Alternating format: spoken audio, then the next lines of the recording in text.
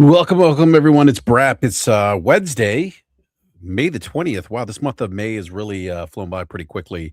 And we're back on our regular. I can't even talk today. It's been a long day. I haven't had coffee today. That's the problem. It's part of the problem. But we're back to our regular scheduled Wednesday night show. And got a lot to talk about, actually. There's a lot of news out there, out um, gaming industry related news. Excuse me. Right now, Circana numbers came out for the month of April. And, if you're a professional wrestling fan, there is AEW Double or Nothing. I think is it Double or Nothing? I forget. I think it is Double or Nothing this weekend, this Sunday, actually. Yeah, it is actually it's Double or Nothing. This Sunday, Double or Nothing, AEW's May pay-per-view. And I'm probably gonna catch it. It's Memorial Day weekend, so extended weekend, 3-day holiday here in the United States and looking forward to that. So hopefully get some gaming in and watch a little AEW.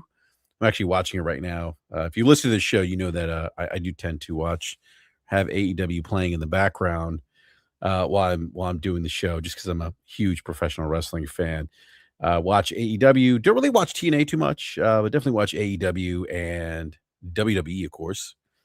I saw Brock Lesnar came back. Thought he was retired, but apparently he's not. That was a pretty big swerve at the storyline between Obafemi and Brock Lesnar. And those of us think at WrestleMania that he even threw up the little X gesture, which is my understanding is when a wrestler is going to go off script, they put that sign up so the referee's aware. Those involved in the match are aware. He did that. He actually did that and put his boots in the middle of the ring, and everyone thought he was done. Hey, Brock Lesnar's done, but he's not. Came back, did the open challenge. It's kind of, it's I see some criticism online about the storyline. I don't care. I find it to be entertaining. I think people look I don't know. I think at least with wrestling storylines at times, I think people tend to nitpick a bit too much, in my opinion.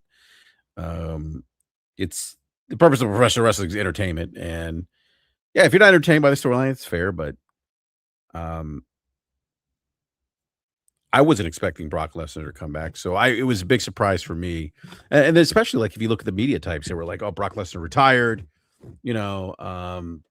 Yeah, bespoke pieces that never truly retire.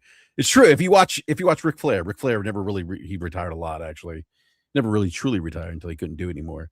But Brock Lesnar is going to fight Obafemi again, so that should be interesting. But he came back Monday. He surprised him. Obafemi, like Brock Lesnar did. Brock Lesnar had that open challenge for WrestleMania. No one stepped up until Obafemi came and stepped up. Um, But you had to imagine though, Brock Lesnar wasn't gonna go out like that, right? Like that was a squash match. Like there was no way Brock Lesnar was gonna go out the way he did at WrestleMania. And I think that is part of the storyline here. The story that I find interesting is that yeah, like they part of professional wrestling is getting you to believe something, right? And then at the last minute or whatever, just doing that swerve, bring back the Heartbreak Kid. Yeah, I don't think he's coming back. Bespoke. Have you seen him recently? He's definitely older now. Is you doesn't have those boyish looks anymore, I guess. Doesn't look young. Um,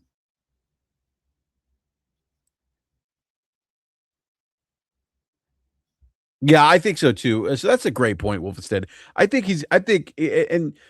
and so while I like many were caught up in the moment of him retiring at WrestleMania, there was a part of me that thought, "Hey, SummerSlam's gonna be in Minnesota." I don't know if he's gonna retire at Summer I think he's gonna retire in his home state. I could see that happening. He's gonna lose to Obafemi, as he should. He should pass the torch.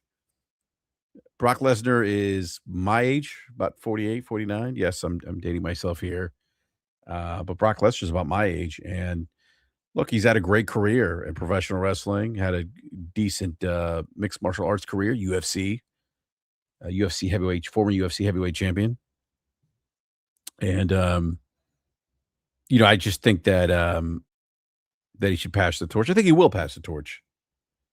But, I see some online criticism, people saying, "Oh, what is WWE doing with, Obafemi?" They dropped the ball. I think honestly, in my opinion, I think some of this is just rage bait. It's just, it's we live in this day and age of it's all about doom scrolling and rage bait and rage clicks and getting everyone angry instead of having a conversation, right? It's all about what's going on, CTR. It's just about, getting engagement through getting people upset. And so I saw some of that, and people are saying, well, oh, it's they've dropped the ball with Obafemi. I'm like, he just made it to the roster. Like literally. Like what do you think he was gonna show up to the roster, beat Brock Lesnar, right? Not only let's think about this logically for a second. If you believe the storyline, right? If you believe professional wrestling, right? If it was real, I guess. Um, yeah, Josh Harris says making people angry is easy. It is. Um, but if you were to believe, if you were to believe the storyline that a Brock Lesnar just going out the way he did, right? Giving his career and his match with the Undertaker, ending the Undertaker streak, and if you thought that Obi, it's not even Obi, I got butcher's name, if you thought Obafemi was going to, just arrive to Raw and just all of a sudden challenge Roman Reigns with no story build up. Like, no, that was never going to happen. There had to be some kind of story build up just so people would be invested in that match if it was Obafemi and Brock and not Brock Lesnar and Roman Reigns. So there needs to be some kind of build up, right? And so this is going to be, I think, the end of that story arc between Brock and Oba, where Oba actually where Oba, gets the torch is passed, and then I think at that point, now you're looking at Survivor Series, you're looking at, Obafemi probably, I would imagine, challenging for assuming that he takes off, right? Like, the fans still love him, he gets a lot of the chants, the pops. I mean, he's definitely over. Um, it's funny watching him when he walks down the ring and you hear the crowd chanting, "Oh," like, it reminds me of Goldberg in the, late '90s at WCW. That was it was kind of and Goldberg was very similar. Goldberg would just squash people. I mean, he had that undefeated streak. I think it was like 170-0 or something. I never forget when he beat Hogan for the title and the roof just came down, I think it was at Atlanta in the Georgia Dome, if I remember correctly. But, I just think that, it just reminds me of Obafemi reminds me of that, Goldberg. So, you think Brock will change his name to, Brock? Probably not like Xbox. It's kind of it's one of my biggest complaints with the Xbox leadership now is that, um, they're on social media too much. Like, I don't understand the need, and I'm not even 100% sure that it's Asha Sharma who is, tweeting these things, and maybe she is, but maybe it's a PR handler who's managing her social media account. But why go out there and say is it spelled Xbox lowercase or Xbox all capital letters, like, or all uppercase? Like, why does that? Why do we even have to have that conversation? Why is that put out there?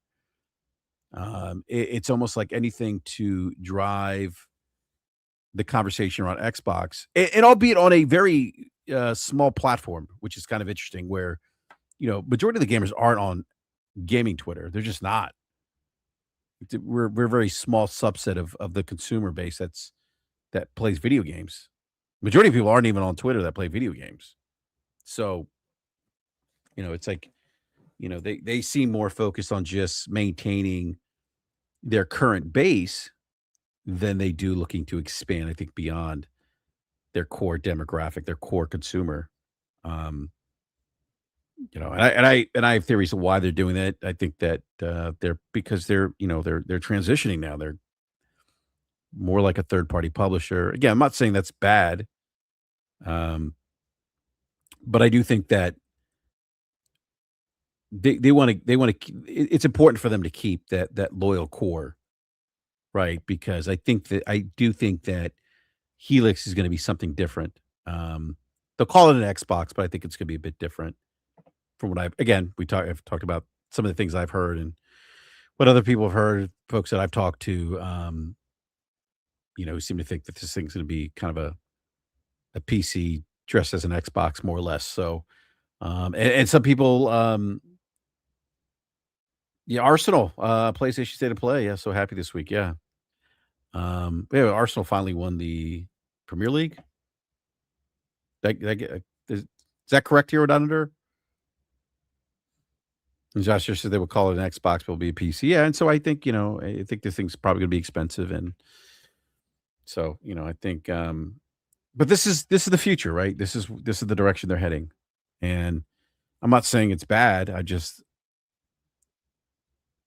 think the Xbox fans, one of the criticisms I have with Xbox fans, and I think the biggest difference, right? If I go back to the 360 generation and the OG Xbox generation, I look at that community, that Xbox community, which I was a part of. I was a huge diehard Xbox fan. Um, Even mix it up with Greg Kasavin on at GameStop before he went to Supergiant Games. I never forget. I got into an argument with him on one of the forums about and this is how far media bias goes, by the way, and why I don't totally buy the argument of media bias. Obviously, there's some bias, right? I mean, humans are inherently biased. But my point is that I don't think there's this grand conspiracy against Xbox, but I lived that, right? I lived that community, that echo chamber back in the original Xbox days, and I remember telling Greg because they had reviewed Metal Gear. One of the Metal Gears finally came to Xbox, and he gave it like he gave it a lower review score than the PlayStation 2 version, and so I was like, "Oh, how could you do that? It's the Xbox is more powerful. It's a better game. Blah blah blah. You're biased."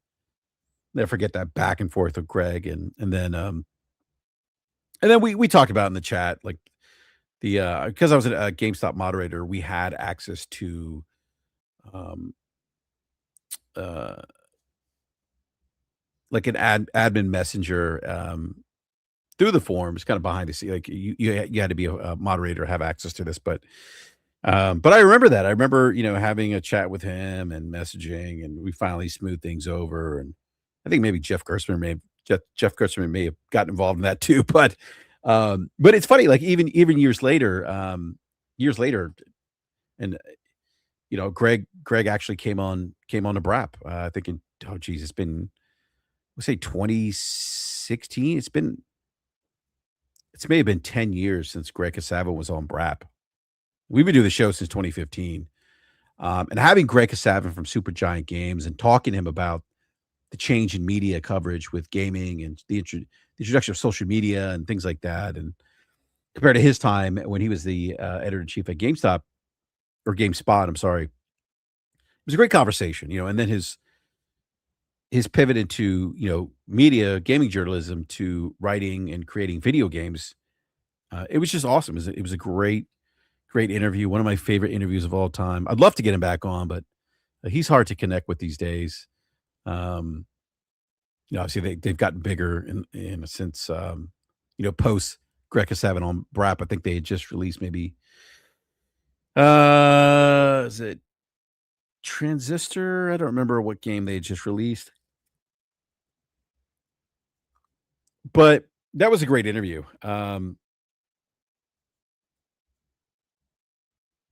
Yes, Curse Kid, I was an Xbox Live beta tester. And so the difference between I think the Xbox community during the OG Xbox era and the Xbox 360 gen is that a lot of us we really held Microsoft's feet to the fire. We really did. We did. I feel like this iteration of the Xbox community, not all of them, but a lot of them, the content creators, it's almost cult like in a way. I describe it as kind of like MAGA.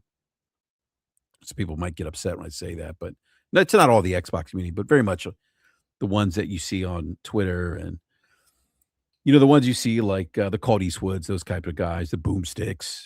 I mean, it's very MAGA like. Where they're you know putting out just a lot of misinformation, disinformation, and getting it wrong a lot of the times, but not really holding Microsoft Xbox feet to the fire. And I think that's the difference between the community during the OG Xbox and 360 generations, we did hold their feet to the fire. We absolutely held them accountable. And I feel like this again, not all Xbox content creators, not all Xbox fans, but I think many of them just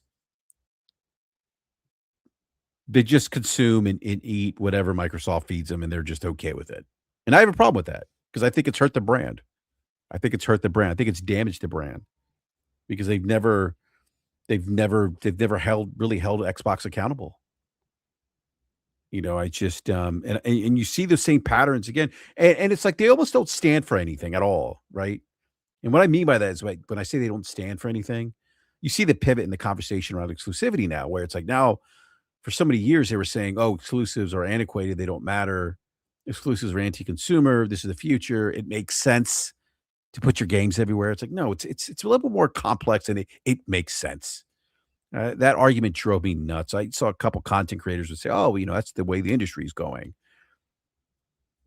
We'll talk about how PlayStation and Nintendo have told those content creators to, "Hey, hold my beer." No, um, but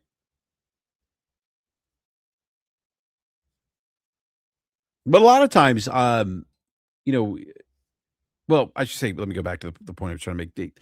They don't.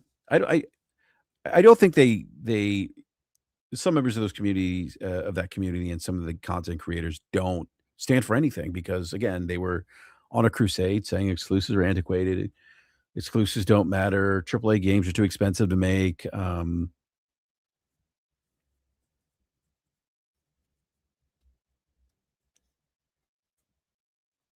was trying to think what else do they say.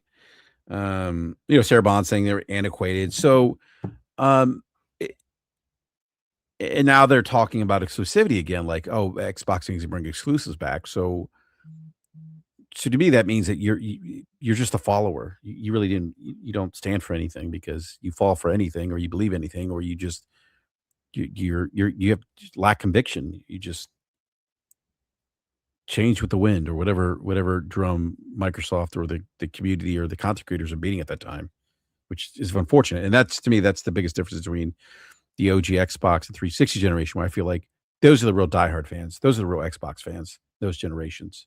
So um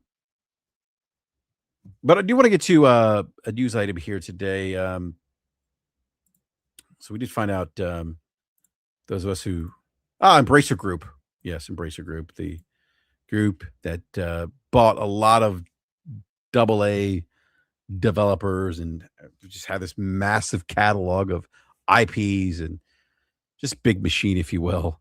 But Embracer Group, great. Well, I can't even talk. Embracer Group has released. This is actually the article on Game Industry, GameIndustry.biz. Embracer Group has released its fourth quarter and full year financial results, along with plans to spin off Fellowship Entertainment as a new publicly listed company. So, this kind of surprised me a bit. I wasn't, actually, maybe not too much of a surprise because we know that Embracer has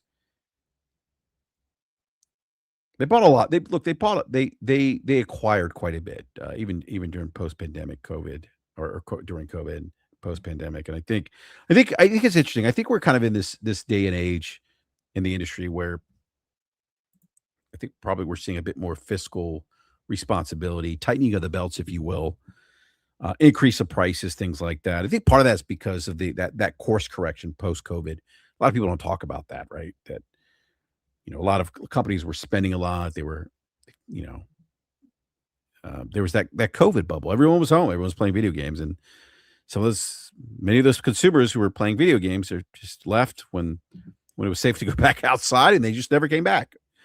Um, so I think this may symbolize that Embracer is admitting that the buy everything strategy may have failed in some sense, or may have not make sense, or may have not made sense in some areas. So, um, but we know about the collapse of the Embracer Group. There was that Saudi deal, I think a $2 billion deal. Um, the collapse of that, and then Embracer going through massive layoffs, studio closures, asset sales, debt reduction efforts. And so I think Embracer now with spinning off Fellowship is now kind of dismantling that giant conglomerate that they spent years building. Um, so I think it's so that Fellowship is going to become like an IP first entertainment company. Um, I know from what I've read at least that Embracer does view major IP as a kind of a core value driver rather than just owning dozens of studios. Right, that's kind of a big thing for them. Let me get Logic in here real quick. Logic, what's going on, man? I don't know, man. How was my mic? Sounds good to me. Okay. All right. Yeah, Yeah, I don't know. just StreamYard is acting like I've never logged in before. So yeah, I'm doing fine. yeah. Streamyard does that to me too. Um, at times, it's like, yeah, it's like, hey, like it's like I never logged in before. It's like what? Okay. Maybe stuff doesn't work or my settings are all messed up. But anyhow, yeah. So no, I'm just talking about the Embracer Group Logic. That Fellowship Entertainment. Um, being being spun off. So, and I always like Embracer was kind of interesting Logic because I always the one thing I always found like interesting with Embracer, like they just went on this. I think it was like was it during COVID? To start during COVID, I always forget the timeline. I think maybe it was like during COVID, maybe post COVID or both. They just went on this like major like acquisition spree, right? Buying all these studios that own some pretty big IPs too. Um, but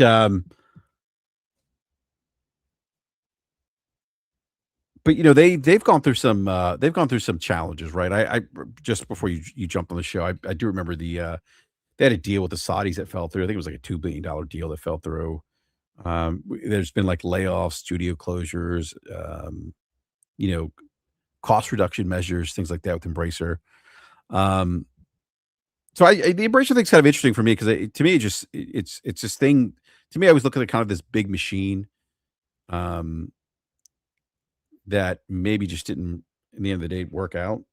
Um, hold on, hand. Sorry, man. Drop something here. And I said this before you joined the show too. I think reading some of reading the article from GameIndustry.biz and just kind of thinking about digesting what's happened with Embracer. Like I look at this a bit more like kind of that course correction that we've seen post pandemic. I think I think we kind of seen that too, just generally across the industry, right? Cost reduction and um, kind of right sizing, right? Because of the just massive amount of investment in hiring, overspending during the COVID era, during that COVID boom of gaming. So I think this is kind of telling of that of that kind of course correction, maybe for Embracer. Um, but they are some valuable. I mean, they do have some valuable IPs though, right? Lord of the Rings, Tomb Raiders, things like that. I said Tomb. Did I say Tomb Raiders? I meant Tomb Raider. Um, with Embracer. So, any thoughts on this particular news item, Logic? I don't know if you followed it or read the article today. Yeah, I mean the only thing that impacts me is there are some key IPs in here that are important to me. I'm not a huge Darksiders fan, but Mhm. I've always kind of liked what that IP kind of represents and how it plays on the market. So, and I want to see it continue. So I'm hoping that, these things are not being shipped off to the thing that doesn't matter as much, at least in terms of, the talk before this was that the Lord of the Rings was going to become their major thing. And of course, part of that, Yeah. at least that IP partially has been licensed out to Amazon. So it's not clear to me what else Embracer is doing with it. But there was a point where they said, we're basically not going to do anything but Lord of the Rings. So does that mean that they're converting all of the studios over to Lord of the Rings studios? And if they're doing that, and if they went down that path, there are some things in this bucket in Fellowship Entertainment that would bother me. Darksider, I want to see more Darksiders. I want to see more Dead Island. I definitely, the most important thing is I absolutely want to see more Metro games. And there's, we've gotten word that there's another one coming out Now I'm hoping that that's not like the last one before everybody in kind of Activision Call of Duty fashion, right, gets moved over to support, you know, the big IP, and that's all that any of those studios do. Yeah, when was the last Metro game? Was it Metro Exodus? Yeah, it was Metro Exodus. I think that was 2020, 2021. Oh, I thought it came out before then. I don't know, maybe I got my dates wrong. I remember playing Metro Exodus. Yeah, it was a year before. It was 2019. Okay. It was excuse me, everything. Sorry, lunch. I didn't have coffee today, man. So it was 2019. Okay, so that makes sense because that's when I purchased my 2070. And I remember playing Metro Exodus on my 2070. I think it had like ray tracing and some other stuff in it, if I remember. Maybe not ray. I don't remember. It had something. I don't know. But it was basically I just remember the game kind of pushing the limits of my card at the time. I think I had the settings like maybe not maxed out, but close to it. But um, because that's the one where you're on the train, right? For a good bit. Right. Yeah. Okay. Yeah. Yeah. Actually, I enjoyed it. I finished it. I thought it was a good game. So, but you said there's another. You said there's another Metro in the works. Yeah, so it was announced sometime this year, maybe a month or 2 months ago, that the guy who's the principal, right, the guy who wrote the books and kind of created the IP of the franchise is working on the script for the next game. I'm not clear if he's doing a book or if he's just doing it, straight to a game adaptation. But it is being worked on. Okay. Yeah. I never went back. Never went back and played the other Metro games. Do they do like any like re-releases, remakes, or remasters of the other Metro games? They're constantly being remade and remastered. It's been like there's been Oh, like really? 8 different versions across the first two games. Yeah, they're different titles. Like, so if you get into it, you kind of have to pull it apart to understand what's what. Especially if you're buying it on PC. Okay. But I don't necessarily think all those older versions are for sale. But there was Metro 20. There was Metro, then there was Metro 2033, and I don't know if I have all the names right in the right order, but there was Metro 2033, Metro. I can't remember if it's like Last Light or something like that. And so certain packages are, a remaster of a previous game. Certain packages are a remaster of the previous two games. So you just have to get all that straight before you go in head first. But yeah, all those games are available, and of course they've been ported to other platforms, including Switch. Oh, wow, it's on the Switch too. Okay, that's awesome. At least the first two games are. I don't think Exodus has been ported to the Switch. Okay, gotcha. All right. All right, Logic. I need to pick your brain here. All right, Forza Horizon 6. It's out. Actually reviewed. Well, no, I can't say I'm totally surprised that it reviewed well. Forza Horizon 6, currently 91 Metacritic. That's based on 68 critic reviews. And my son, actually, my oldest, did pick up the early access version, was playing it last Friday, I think. I don't remember. Days are trying to blend together. But anyhow, the weeks are blending together. And so I talked to him about it today, Logic. I asked him, I was like, what do you think about Forza Horizon 6? Because he's played all the Forza Horizons. He actually went back, and I think he's unlocked like all the cars in Forza Horizon 5, and then went back and like played previous Forza Horizons. But he said he actually likes this one. He said and I asked him today. I was like, what do you love about it? What do you like? Dislike? He really didn't say he disliked anything. He said he liked that they added. I think he said new cars. There were certain cars that I guess the community had asked for that weren't in that game. I don't know if that's true. Again, I'm not part of the Forza Horizon community, but um, he said they also added like race cars, like a class of race cars designated by the letter R. Is that new Logic? He said that was new for. I don't think so. I think I'm I thought R-Class cars had been in there for Okay. a very long time. Okay, maybe, yeah, I don't know. So, and maybe I misunderstood him too, but he said the map was much bigger. He mentioned something about collecting bands or something. Um, I should have written this stuff down, but I didn't because I was in his room having a conversation with him. If I walked in with pen and pad, he'd be like, "What are you doing?" Um, so he said he's having fun. He said he loves it. He thinks it's the best Forza Horizon 6 game he's played. But I know you have played a lot of racing games, Logic, and you played a lot of Forza games, Forza Horizon. So just want to get your thoughts on this iteration of Forza Horizon 6. And what are some of the things you like, love, and what are some of the things that you dislike about the game so far? I mean, the game's fine. Um, it's just not much more than a stone's throw of what it's been. You know, we've now been in this framework of what Forza Horizon is for. This is now the fourth iteration, right? So three three really kind of introduced this notion of um you know going to a different country and there'll be multiple biodomes in the country. I think dynamic weather then came, and seasonality then came in. I want to say in 4. I don't think that was in 3.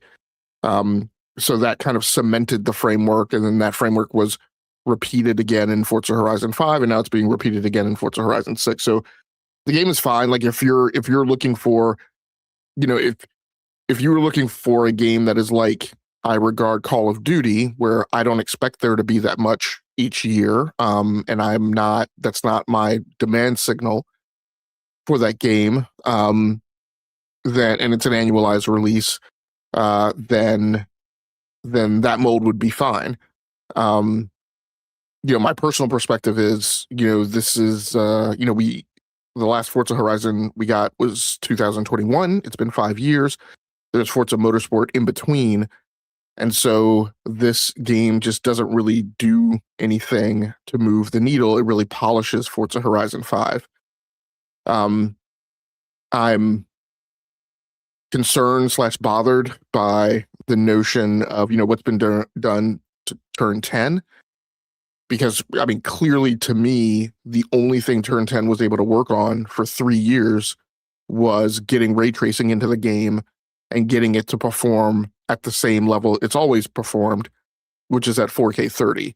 And so that's another thing that bugs me, is this is the third iteration of this racing game, this engine, the Forza Tech engine, on this hardware, where 6 years into the generation and the game on console still runs at 4K 30 in quality mode. And 4K 60, and those are really kind of the only options available. So in a world where on console you were typically being given multiple presentation modes, not as many as on PC, but more than the stock, performance mode or quality mode, right? And this is one of the premier development teams in the industry, and they just didn't move the needle very far. And this is a problem across the racing landscape in general. In gaming, we've had lots of losses. We've had the Need for Speed franchise step off the stage. We've had Codemasters sunset the Dirt franchise. So now there's no rally racing, right, really being built. They came out of the gate and tried to do it one time when they had the WRC license. In doing that, they tried to shift to Unreal Engine instead of using their proprietary engine, and the game was horrible. We have had the guys who were doing the WRC franchise before they lost the license, still having lost the license, they haven't reclaimed it. They are under Nacon, which is now like in risk of going of insolvency. That team shifted to try and do a new test drive Unlimited, and that game was horrible. So, across the landscape, there's really been a big brain drain, franchise drain, IP drain. And and we sit in this crevice, in this ravine where things aren't really moving forward, except for the Codemasters team, who are the guys who just demonstrated the implementation of full-blown ray tracing right on the PS5 Pro version of F1, of Formula One. But despite doing that, right, they've also endured their losses. So this is the one big franchise really that sits on the landscape for the mainstream. There are still sim racing titles that fly, underneath the radar and are very niched and pocketed into their hyper specific communities. But today, this is the big one, and it's the only one that we have left. And in my opinion, it didn't really move the needle forward. So that to me is a personal disappointment. Like it's an obstacle course, playground palooza, game. And so it will definitely meet the needs of lots of people who are maybe missing some of these things, or who are missing the Need for Speed franchise and other things. I think this is one where, for me personally, having been a longtime veteran of the series and seen multiple iterations and being more familiar with like the cadence and the progression of the other titles from generation to generation, I'm just not, I don't dislike the game. I just I'm not awe-inspired by the game. I'm not floored by the game. I'm not, my jaw isn't dropping, right, playing the game. It is very much kind of a Call of Duty equivalent, right, that I'm playing through right now. And the difference there is, right, in Call of Duty, I'm playing PvP, so the human factor kind of injects change and dynamic and creates a little more excitement. In this game, I don't play Forza Horizon multiplayer. I'm not interested in playing Forza Horizon multiplayer. So as a canned single player experience, it's just very pedestrian, in my opinion. So, Elijah, what about like someone like me who hasn't really played Forza Horizon in a long time, or somebody new, relatively new to the franchise? I mean, do you think? So for you, Yes. you don't like racing games, so I don't think you Well, need to be bothered with well, this. I used to like racing games, Sure, I but mean, no, I just for yeah, me they just and I used to like Myst. yeah. I used to like Sim City. Right, right. Yeah, no, but no, I mean, like it's an interesting perspective because I think on one hand you have you have to, and actually I read this somewhere. Someone else, these came across my timeline on Twitter. I did read some. These aren't individuals that follow me that I follow, but I just somehow landed on a thread. I think somewhere where um there were some gamers who had been fans of Forza Horizon and kind of had mentioned similar things. Um, where and actually I think Nate said kind of the same thing too. Um, he's like, they need to be deliberate with their expansions. They need to lean into the Tokyo culture even more. I think you talked about that too, that the Japanese racing culture, how like there was things missing from the game you thought would have been part of Forza Horizon 6, I mean, right? not just missing, just Yeah. just grotesquely whiffed and like the game was heavily marketed on having a huge presentation for footprint of your Japanese car culture, and I literally have yet to see it. So I mean, I feel like, I mean, this could be a classic kind of instance of what Phil Spencer was saying before he left the stage of we need to present to gamers the game that they're actually going to be playing. And I'm like, there's to me, there's nothing in this game that evokes being part of Japanese car culture. Even the setup, right? The setup for the script in the scenario isn't like you're not playing Han from Need for Speed Tokyo Drift, right? You're literally playing the anglicized white kid, right, who comes into the country. Like your character has a British accent, the best friend has a British accent, and you're flying in to meet, your Japanese friend who, as far as I can tell, has been living abroad outside of Japan along with you guys, right? So like there's nothing that evokes, quite frankly, like anything about Japan. The closest thing, um, the closest thing is the toge racing, and I'm like that was in Need for Speed. I want to say what was the one on PlayStation 3. Um, I can't remember. It was maybe there was not Rivals, but maybe it was Carbon. Um, but but there maybe it was in Most Wanted, in the first Most Wanted. But toge racing has been done before, and in my opinion, was presented, in a more exciting manner than it really is. With big dramatic kind of music, and Grid did it as well. It had big dramatic music drum beats that kind of went along with the racing as far as like whether you were ahead or behind. So I mean, it's just and that's gameplay. That culturally, I just also think that Canyon races were in Carbon, yeah. And like culturally, there's just I mean if you didn't know, if you closed your eyes and you didn't know that the game was set in Japan, you couldn't tell that you were talking to supposedly Asian people, Japanese people, from the voice actors and the dialogue. It is so anglicized. I mean, my analogy that I've been throwing around is this is Tom Cruise in The Last Samurai and Scarlett Johansson in Ghost in the Shell. Like, it's just, I feel like almost all the Japanese culture has been squeegeed out. The other thing that bothered me is I feel like, I could be wrong, but I feel like I'm cycling through the radio stations and I'm pretty sure I'm not finding like a dedicated Japanese radio station that's just playing like Asian music. Like there are Japanese tracks that come up, kind of at random across all of the radio stations.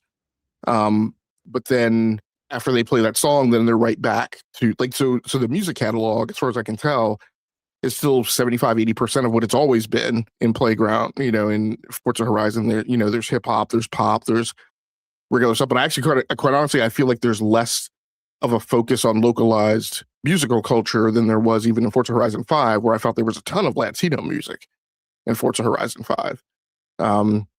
So that part is just weird to me, in terms of just the implementation and trying to grab the game like in the culture, right, and make you feel like really big deal made about cherry blossoms, and I think it's impactfulness in the game is next to zero. So I don't get it. It's not a game that evokes the notion of being part of Japanese car culture to me whatsoever.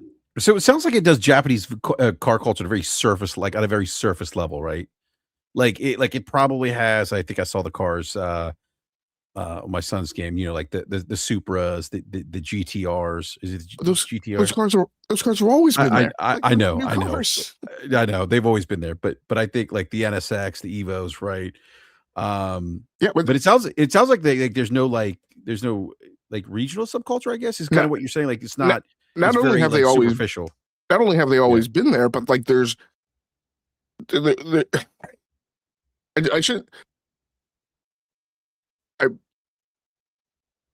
I feel motivated, very motivated to say, but there's nothing that like puts those cars in your windshield or makes them special.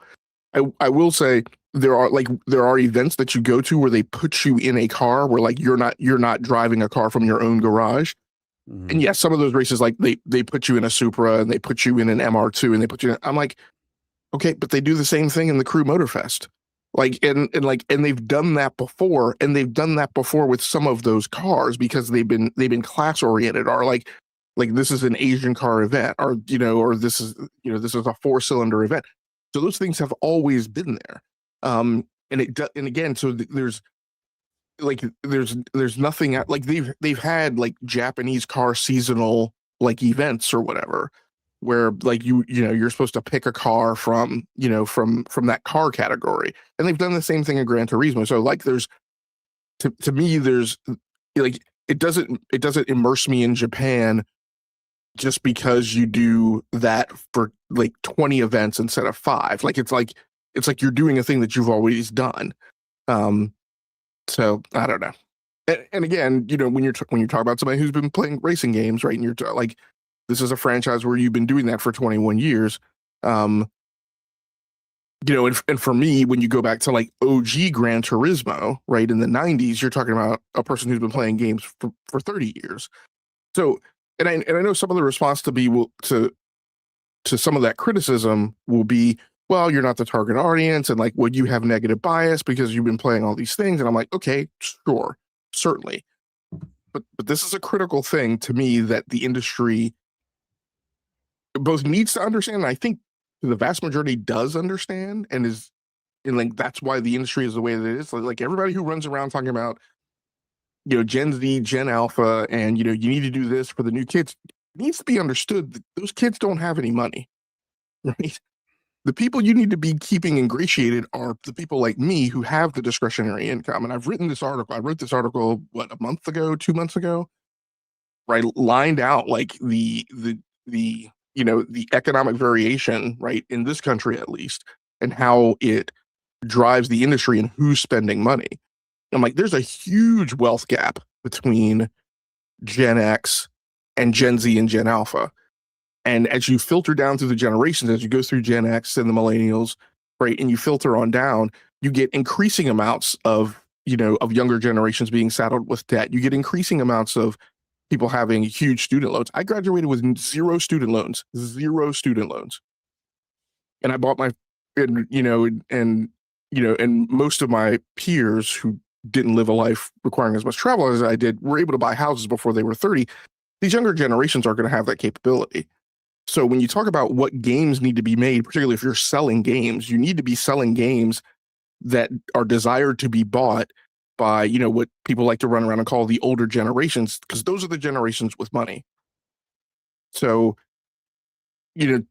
somewhere, and people are making choices, right? Obviously, people are making choices. But the risk, and you do have to keep titles relevant for newer generations, and so sometimes that does mean keeping things static, for 1 or 2 or 3 iterations. But at some point, you also have to be sensitive to have we pulled this one trick pony too many times, and are the people who've been playing this thing for a while not going to be interested? And of course, that's a tough choice to make. But when we hit the inflection point in the industry where the younger generations are the ones with money, and you could start ignoring people who've been playing games for 20 years, then that's fine. But I don't think we're at that inflection point now. That all being said, Forza Horizon 6 is obviously selling fine and will sell fine and will do fine on PlayStation 6 or PlayStation 5. So, these are definitely purely, my own personal perspectives. Well, yeah, I mean, I think obviously the game is popular, it's doing well, it's reviewed well, but I think I think it's a no. I certainly appreciate your perspective, Logic, because you're in comparison to me. I mean, like you play more. I really don't play racers. Like I got tired of racers. They just for me they lost interest because I felt like I didn't want to take the time to tune engines, vehicles. It was cool at first. The novelty wore off for me, and then I was like, all right, I need to move on. But and I know like, it's not for me, right? But the Japanese car culture thing is interesting too. So um, it just what limited knowledge I have of Japanese car culture is kind of that enthusiast culture of um like being able to tune vehicles. I think I have friends that would had I don't think I knew anyone had a GTR, but had I don't know, I'm trying to think of a car here. I don't know, like a Skyline, right? Or the 7, I think it's Mazda. I don't remember. Yeah. Yeah. And they would tune those cars. They were specific like parts. And we see this in the if you would call it truck culture, US truck culture, where you may have heard me on this show talk about tires, truck tires, right?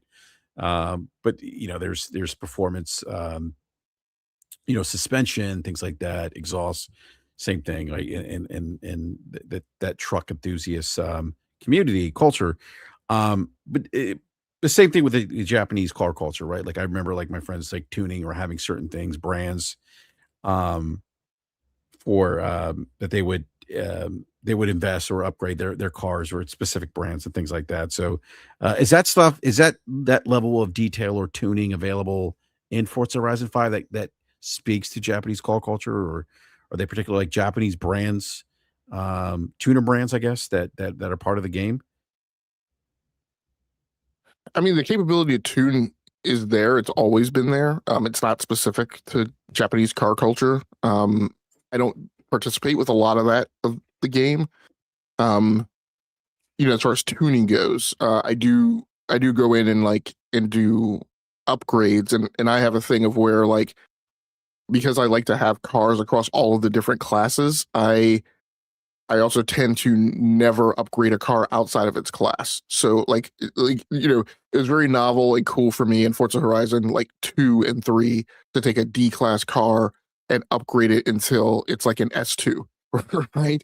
Um and so in fact I saw a clip of there was a guy racing in an R class car, I guess maybe what is in an X now. So it's this super car exotic, and he gets passed by like a Ford F-150, right? Because the guy has like gone in and souped it up to like a ridiculous level. When I play the game, I look for some level of immersion and kind of simulation. And so I guess that's my way of putting it in there. But that tuning is available. What I do is, because I'm like although I don't upgrade a car outside of its class, I do want it maxed in the class. So let's say you buy, I can't remember what exactly the grades are in the ranks, but I think it's C class or maybe B class car that maxes out at like 600 performance points.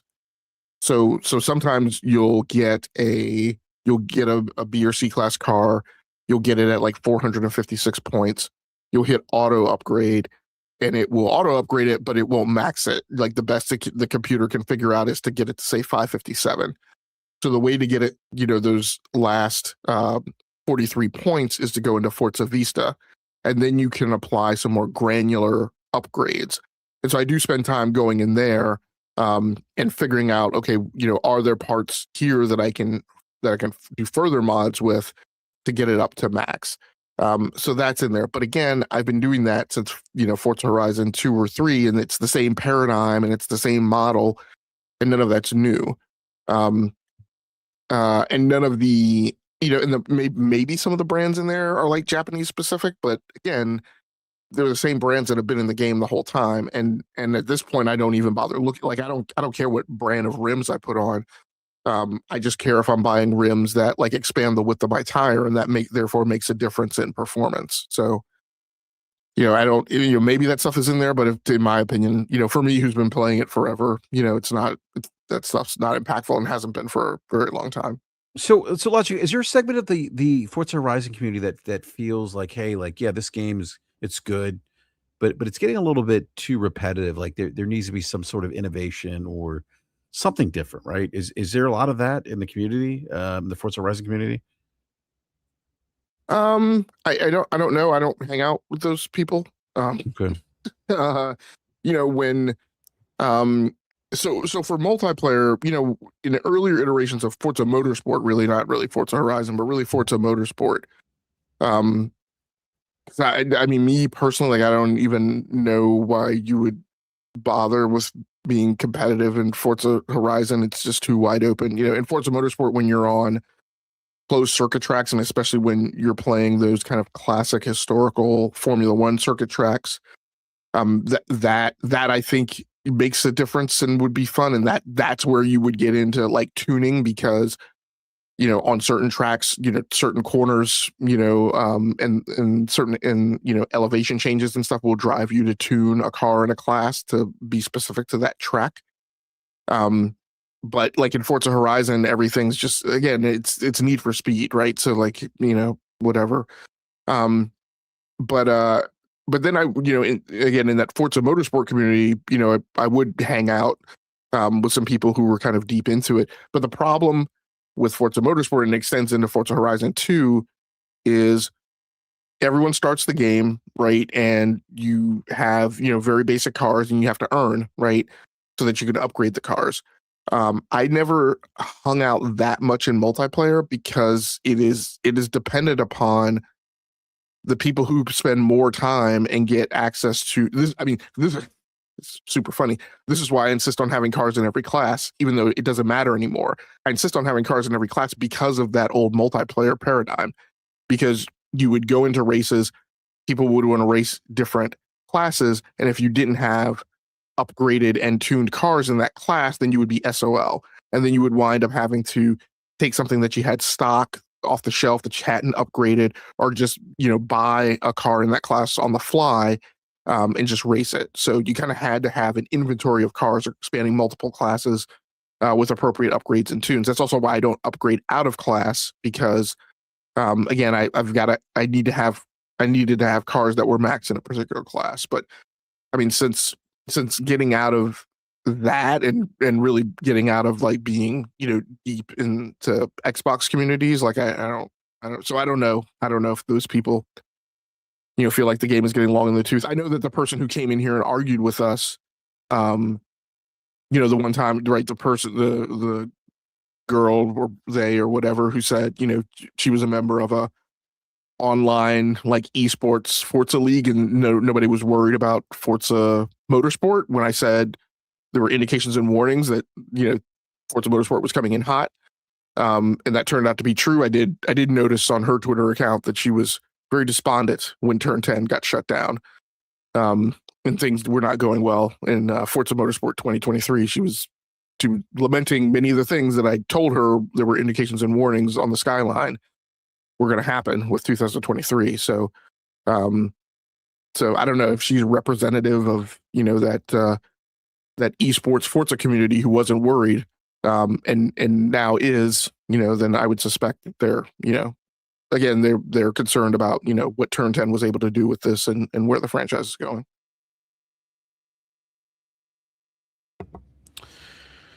Yeah, the other thing too, with Forza Horizon 6, and I'm just looking at, just purely Metacritic 91, and a lot of the chatter around this game. Like, just looking at the engagement numbers on Steam. It's going to be interesting to see how this game does retail, but like, this is, to me at least, Logic, one of the games that, or the type of game that, when I think of Xbox, think about what Xbox can do to maybe improve the image of the brand, right? And kind of resonate a bit more with consumers. Like, this is the kind of game, right? Like, this big blockbuster, this big game that it's got a lot of excitement, hype. That I mean, gosh, you're already seeing the chatter, and some people lining up their next talking point about how this game should be game of the year, although I don't think it will be. Doesn't mean that it's not a good game. I don't know why people have jumped. I think that's because of the last Forza Horizon that they feel like was snubbed. Um, but again, there's that chatter, right? That this is one of the better games. I saw one particular content creator say this is the best game they played in 2026, and I'm like, yeah. I don't agree, but there's other games that. Yeah, but I might be a person who doesn't play a lot of games. Yeah. I would agree. I didn't want to say that because I or has a palette that's limited by platform. Yeah, I'm careful. Like, for me, Logic, I'm careful because I don't want to be dismissive of someone's taste. Right? I think that gaming can be subjective in some sense, right? To one's own personal taste, but yeah, I agree. Like, it's just like I kind of raise an eyebrow. I'm like, yeah. What have you? First of all, what have you been playing? What have you not? More important, you've missed a lot of games. I mean, I haven't played Forza Horizon. Well, I played like 10 minutes of Forza Horizon 6 on my son's account, but on his Series X, and I don't know, it just didn't immediately scream game of the year for me, or the best game I played. Again, I know, I haven't put a lot of time into it, but I don't know. Anyhow, but again, back to what I was saying. I think this is the kind of game, Logic, that Xbox needs more of, right? A game that drives conversation, culture. It's 91 Metacritic. It's going to be talked about as one of the better releases this year. This is, to me, their flagship title now. Like what Halo used to be, Forza Horizon 6 is now, I think, for Xbox. Yeah. So just before, I do want to kind of calibrate, right? Like, and I see Hero, and of course Hero's one of my mutuals, and it's a good gamer compatriot. We're not insulting people's taste. I think it's more a matter of how is that taste formulated, right? How wide is the palette, and is the palette limited by brand and platform? because I find it very difficult. I mean, it kind of has, as Corey is calling out now, right? Like, I don't know that this person has played Resident Evil 9, Neo 3. I'm not huge on Crimson Desert, but yeah, Pragmata. Um, I mean, I started off the year playing, Legend of Heroes: Tales Beyond the Horizon. So, and we've seen things like Monster Hunter Stories 3. We've seen things like the its name is dropping out of my mind, but the Dragon Quest HD remake. I mean, there's been a lot of stuff that, Dragon Quest 7 Reimagined. There's been a lot of stuff that is much wider, in terms of landscape, like creative content scope, than Forza Horizon does. And there's lots of things that Forza Horizon, as I mentioned, like does not do well. So, it's not a matter of, insulting the person's taste. It's more a matter of, being very questionable about, what other games that person has played. Yeah. And I would expect that this particular individual would have had a wide breadth of experience with or breadth of experience in other games that release this year, considering the fact that they're a content creator, and they always talk about how much access they have to the industry, right? So that's another reason why I was kind of like, So, Yeah, um, and and yeah, to not make it personal, like that's a statement not just on that person, but just on that kind of institutionalized concept that's going around, right? That Forza Horizon 6 should be game of the year. There's a couple of very wobbly legs that is standing on. I've seen support for that perspective being based on it being the highest scoring Metacritic game. I'm like, no, that's not a criteria. Has never been, and should not be solely limited to that concept. Um, but Logic, I think some of that does come from. I know we talked about this last year, late last year, right before the Keeleys, that we do tend to see the higher Metacritic games. They kind of track along game of the year, now, at least for the Keeleys, right? The VGAs, we see that. And even for some of the other award shows where we see some of the higher rated games kind of tracking along as game of the year contenders. But yeah, I'm sorry, go ahead. yeah, but BRAP, like we always say, but it's not deterministic, right? No, Like no, it's the not Game the only. Yeah, Award yeah, nominations are not yeah. like the top 6 rated games on Metacritic. You No, know, no. No, that's true. I mean, there's certainly games that are like under 90, right? That were nominated or have been nominated in the past for game of the year. My only point was that like we've seen that kind of track where it's like the higher games in the 90s have ended up being, nominated for game of the year. But I don't think I don't think just because it's a 91 that it's an automatic shoe in. Like I exactly. don't agree with that. And we've had plenty of those 90 scoring games get skipped, right, for Yes. nominations for Game of the Oh, Year. absolutely. Yeah, absolutely. Yep. So, but it's just weird. Like I just think I don't think it's a celebration of the game as much as, oh, you know, to me it just seems like it was born out of, we feel slighted, we deserve credit, we deserve to have one, as opposed to, this is a great game, this game should be celebrated, blah blah. Like I think it's more out of that, than is the actual game itself. Maybe not for all people, but I think for a lot of people, at least from what I've read online about why Forza Horizon 6 should be game of the year. Well, But it's yeah. I'll definitely also say, like I mentioned in yesterday, like I think it's firmly, as I look at some of the opinions are being formulated, and I look at some of the reviews, I'm like, okay, you guys clearly don't play racing, like don't play racing games. Like if you play racing games, you've literally only played Forza Horizon. So a lot of the opinions and reviews, in my opinion, are coming from very basic corners of criticality, right? They are, there used to be a time in review land where, the reviewer who would get assigned would be a person who was actually a deep expert, right, in that genre. Um, and then sometimes that deep expertise was considered bias, or or there was a platform bias, then you'd swap the reviewer out and have have somebody else take a swag at it. But that would be discussed as a matter of import. So I'm just seeing a lot of reviews and a lot of perspectives from people who just quite frankly aren't very familiar with racing games, and a lot of reviews from people who are not familiar with racing games and the genre and the landscape and the depth, and quite frankly just don't really understand what's on offer on the market.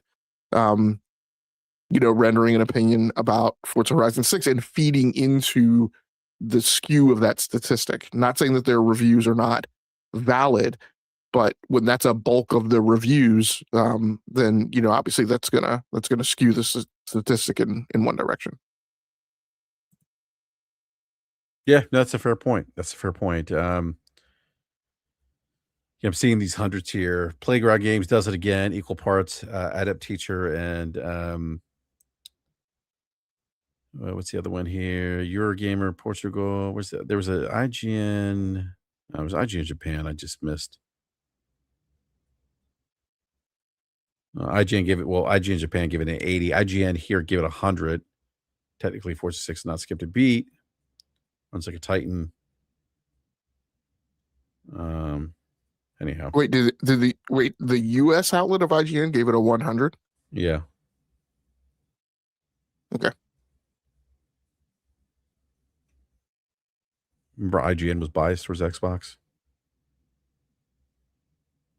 Here's IGN Japan. They gave it an 80. So.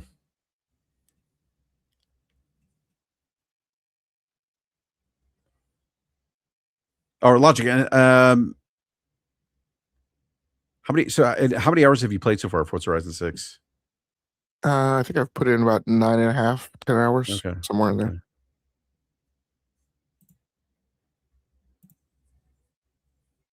Yeah, like I said, I played around with it for about 10 minutes, and I was like, okay, I'm good. To me, it was just like it's just Forza in a new map. And it's not for me. I'm not saying it's a bad game, it's just not for me.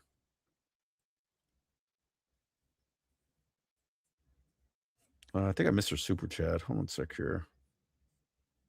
Here we go. Bespoke EP of the $10 Canadian says Sony should make a second team in Polyphony. They can share all the assets. The main team releases the regular GT, and the second team builds an open world arcade GT. And PlayStation gets 2 games for the price of 1. What is it that you say about Polyphony, Logic? That they have dirt on someone? They have a Sony. They always at any point in time they always have some Sony exec's kid tied up in the basement. And that's why they get to do, quite frankly, whatever the F it is that they want to do, Yeah, they're like on no timeline. Just like, right? They're just kind of, well, you know what? We're going to release a new GT game at the end of the generation when the following week new PlayStation console releases. Like, what? Yeah. Actually, the new PlayStation console had been out for a week. They released it after the... Oh, that's right. It's like... What's it? That was like that. That was the biggest head scratcher for me. I'm like, what the fuck are they doing? Like, this is an IP you want to launch with, not, Yeah, it's crazy. They always make great games though. Like, I can't argue with it. But it's just, yeah. Well, actually, I should say that they've had their whiff. They had GT had a bit of a whiff when they tried to like dive really hard on the live service side of it and make Gran Turismo Sport and all that.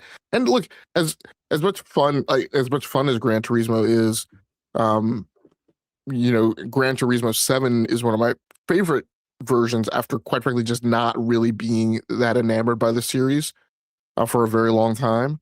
I've always disliked the campaign structure of Gran Turismo, which just in my opinion, puts a lot of friction in your face and makes you deal with a bunch of BS instead of like, just give me a bunch of cars and a bunch of tracks and let me go drive. Like in particular, like I hate the licensing thing. I've just always hated that. Like I don't want to be bothered with that.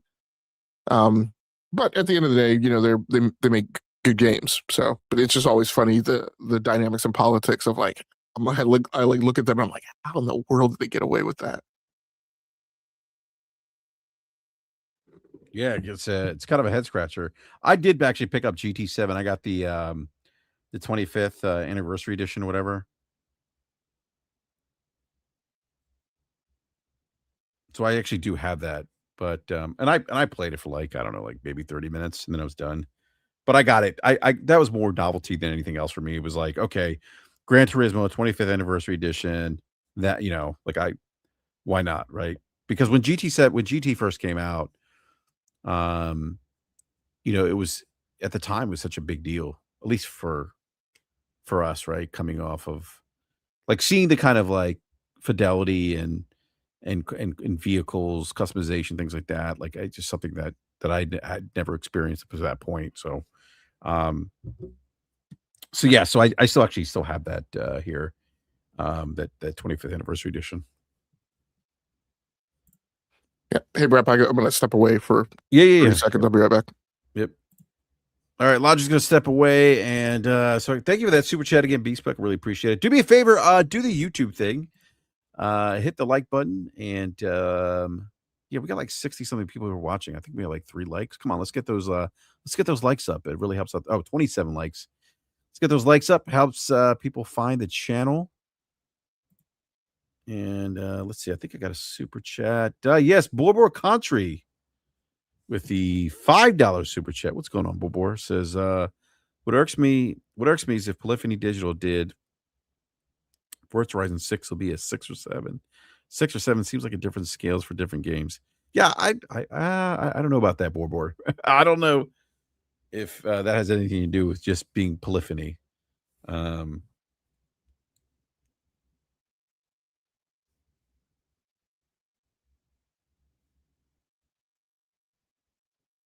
I mean, Gran Turismo 7 actually reviewed pretty well. Reviewed on 100 based off 120 critic reviews on Metacritic. GT7 is actually an 87.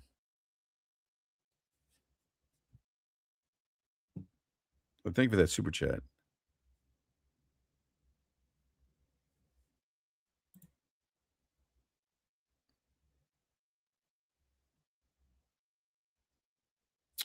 Can let's see here. I think I got all the super chats. All right, so I do want to go to. I'm going to move on to Circana numbers here. Let me pull up Matt Piscatella. Speaking of like, I earlier in the show I was talking about Greg Kasavin from Supergiant Games being on BRAP many years ago. We haven't had Matt Piscatella in years. He hasn't been on the show in a long time. Come on, Matt, jump on the show sometime. Love to have you back on.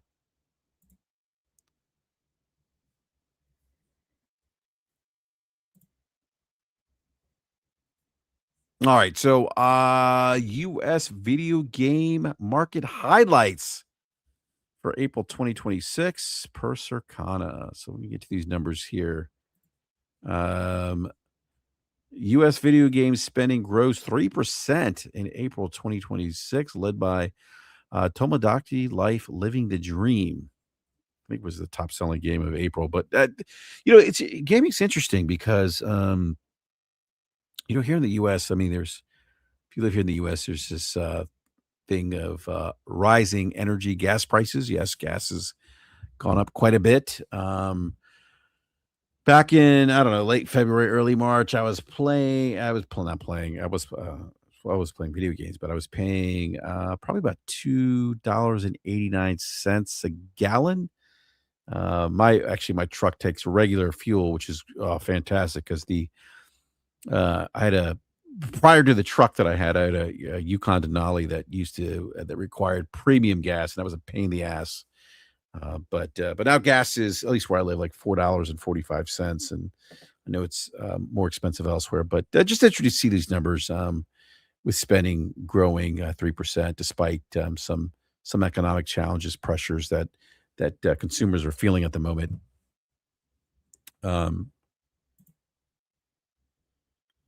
But let's see here. Matt says April 2026 U.S. video game total spending. U.S. video game spending totaled $4.3 billion in April 2026. Again, that's up 3% compared to a year ago. Year to date, 2026 spending finished the month 5% higher than 2025 at $18.8 billion. Gains across content and hardware offset declines in accessories. Um, April 2026 features debut of Circana's top 10 best-selling video game charts projected total market. Titles marked with a well, I'm not gonna get into all that. All right, let's get to let's get into the projected the US projected top 10 best-selling games ranked on physical and full game digital dollar sales, excludes mobile and digital add-on content. So the reporting periods from April 5th through May 2nd. And debuting at number 1 for the month of April is Tomodachi Life Living the Dream. It's on Nintendo Switch. 2 is Pragmata, which is a new game by Capcom. Logic, I don't know if you're back. I know you're playing Pragmata, but I guess he's not back yet. But I know Logic's I'm playing. here. Oh, you are? Okay. Yeah, so Pragmata's number 2, Logic. I know one of the games that you were before its release where kind of had your eye on and seemed interested in Pragmata and been playing it. Yeah, Eat 8 and I only pick winners. That's funny. That's funny. But yeah, it's Capcom's having a really good year, right? Resident Evil 9, Pragmata, Onimusha comes out later.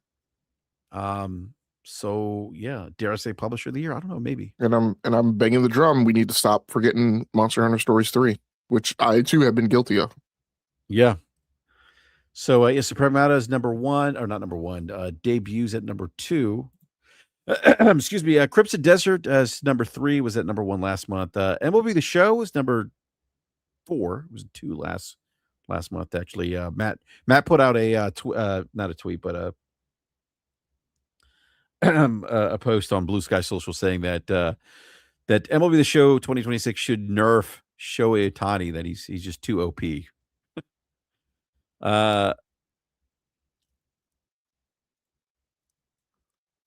Number 5 is Windrose. 6 is Pokemon Pokopia. 7 is Super Mario Galaxy plus Super Mario Galaxy 2. 8 is Starfield. That was 218 last month. Coming in at number 9, new is Saros. That's that new PlayStation 5 exclusive from Housemarque. I thought people told me that game didn't sell. Well, yeah, people who follow Alania, is it? I always forget the name of the damn analytics firm. That the firm that blocks people when you ask them how they you ask them on Twitter how they get their data. Yeah, but that's right. I thought the game didn't sell. But I'm seeing exclusives here again, Logic. The top 10 for April. So, any thoughts on the top 10? Yeah, stop listening to analytics. Like, I don't know. Set that up perfect. Yeah, I don't know what's going on with these guys. I don't know why they're being given credence and validity. I don't understand why there are, respected journalists and stuff in the space stepping up and like vouching for them. Like, stop. Oh, you know why? You know why they're doing it, Logic? Yeah, because the data can be weaponized just to incite a bunch of jawing about stuff that doesn't matter because the data is too frequently inaccurate. And so that whole thing of like Soros only stole 300 million copies, and my point is that 300,000. My point is that the data is without context. Let's say the data is correct, but the fact that that number of copies winds up it charting on NPD says a completely different thing than if those are numbers that are just reported without any context behind them. Just like the person who was in here in the comments talking about, oh yeah, PlayStation consoles are down 50%. It doesn't matter if your information is correct. It's devoid of context of everything else that was reported in the earnings report. So this is the inherent problem in the gaming conversation, is we have people who don't know what they're talking about, grabbing these numbers, right, and taking this data as it is. I have to beat this drum every single day. Causality and correlation are different things, right? And so now we have unsanitized numbers like washing out into the public that people are glomming onto to continue fomenting and having their dumbass conversations which are oriented in the direction of Jerry Springer, Geraldo Rivera, and Maury Povich, right? Alex Jones and InfoWars, and just further fanning those flames. Like it literally feeds an increase in the level of stupidity in the gaming conversation on Twitter. So stop it. Like it is like media journalists, gaming media journalists have literally championed the stupefying, right? The reduction of intelligence in the conversation that happens around gaming on Twitter because of things like that.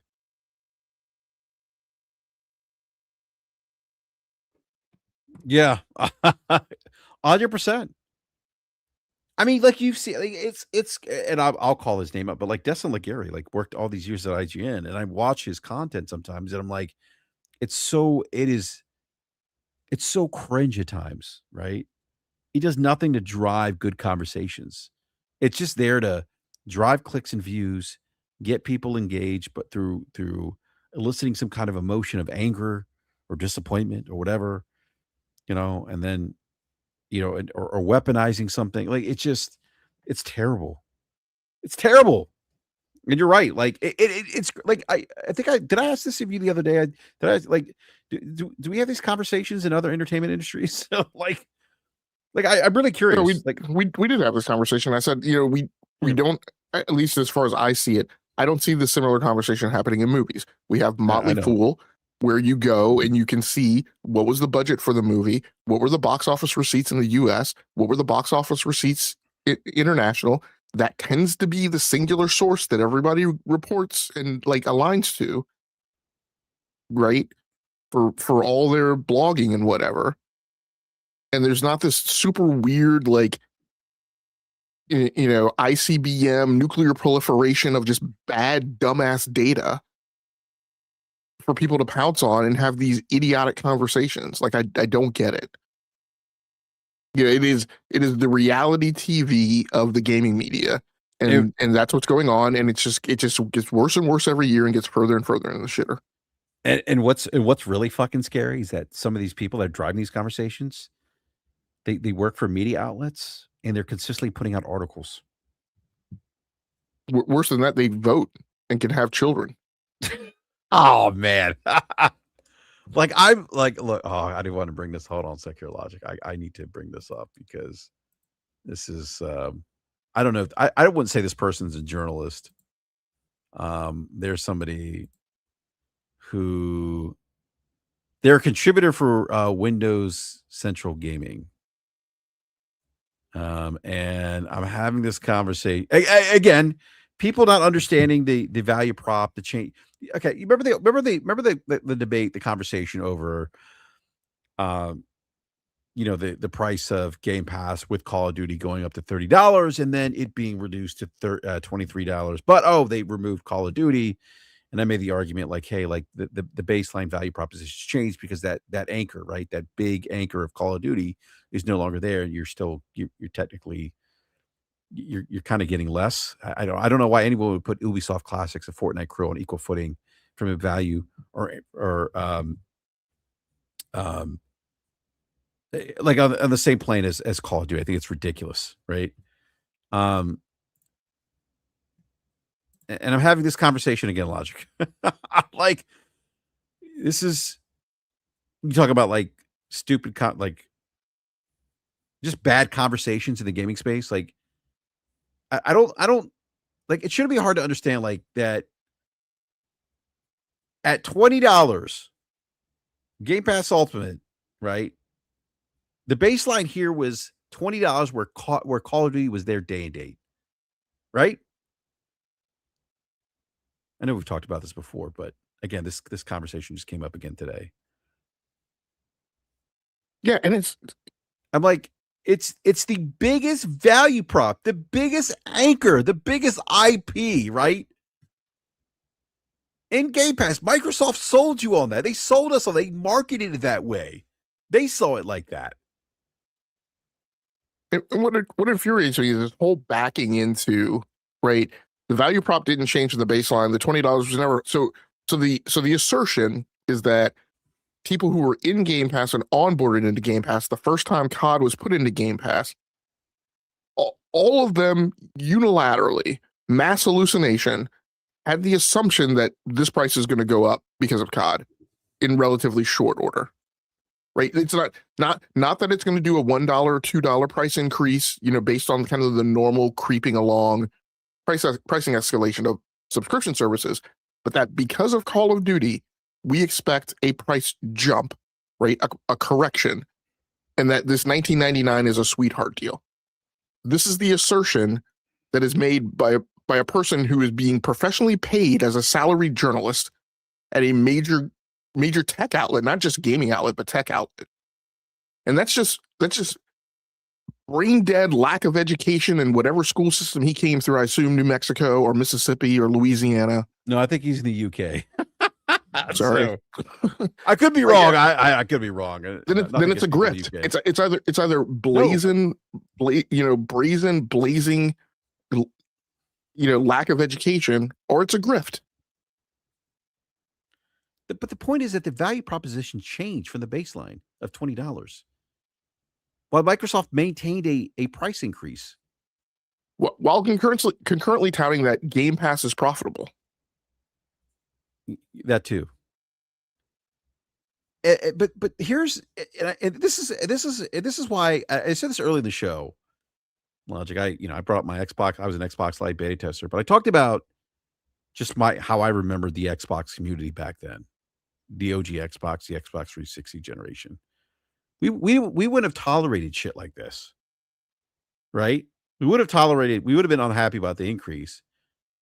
But then when you remove Call of Duty day and date after you've told us, you sold us the very foundation of fucking Game Pass is what? First party games day and date, right? Like we could all agree that Microsoft, when they sold us on Game Pass, when all of us bought into Game Pass, right? We bought into this idea that yes, Game Pass gives us Microsoft first party games day and date. And that is the reason why many of us signed up for Game Pass. Right? That was everything else was, icing on the cake. So now they remove COD. And I argued this earlier too. The old Xbox community wouldn't have put up with this. They would have been like, and even with the reduction in price, they'd be like, no, you guys fucking removed Call of Duty. And you guys promised us first party games day and date. And now we don't get those first party games day and date. And arguably, your biggest first party game, your most popular, the one that probably drives the most engagement on consoles, on PC. I mean, this $23 with the Ubisoft Classics Fortnite Crew still more valuable than $20 without them? What? That's such a shill statement. Are you fucking kidding me? All those Ubisoft Classics are literally on sale for $1.99, $2.99, $3.99. Yeah. Anywhere. And most people I literally have every Ubisoft game that I want, and I probably have multiple copies of it. Like the notion that putting those in a subscription service and Fortnite Crew, right, makes it more valuable. Again, this is the type of language that is dismissive of segments of the community that they're supposed to be protecting and that they're supposedly consumer advocates for. No, they're not consumer advocates. Like this guy and like Windows Central, they're not. And I'll call them out. Like I don't care. I don't give a fuck because I've gotten tired of this now. Like they're not consumer advocates. They're not advocates for the community. They're advocates for the corporation. Like I'm convinced of that. I mean, I've never really seen them advocate. I've seen them advocate more for the corporations than I have the consumer. Like this kind of thing right here. You're gonna prop up Ubisoft Classics and not even understanding that the value prop is associated with Call of Duty, right? Think about the weight that Call of Duty carries. Inside Game Pass is a day and date game, and you're gonna fucking tell me that Ubisoft Classics and Fortnite Crew is still more valuable than $20 without them? Like what? It's insanity. Sorry, Logic. Didn't mean to go on a rant there. Well, it's just poor discipline, right? In conducting market assessment and really understanding what motivates consumers. I am almost absolutely assured to the near 100th percentile that anyone who onboarded into Game Pass at the $30 price point, or even who stayed at the $30 price point, did not do so because they were incrementally dissecting the value prop of, oh yeah, $10 extra and I'm getting, Call of Duty, Ubisoft Classics, Fortnite Crew, right, and whatever else. Like, no, like they stayed or they joined because of Call of Duty. Those other things, for the vast percentage of those consumers, did not matter to them. And so the slap in the face and the disingenuousness in how this thing was voice tracked was that the price reduction didn't reduce it to the older base of $19.99. It reduced it to $22.99 or $23.99 on the basis of the value prop of those other services, while ignoring that you have a demographic of users who never saw those services of any value.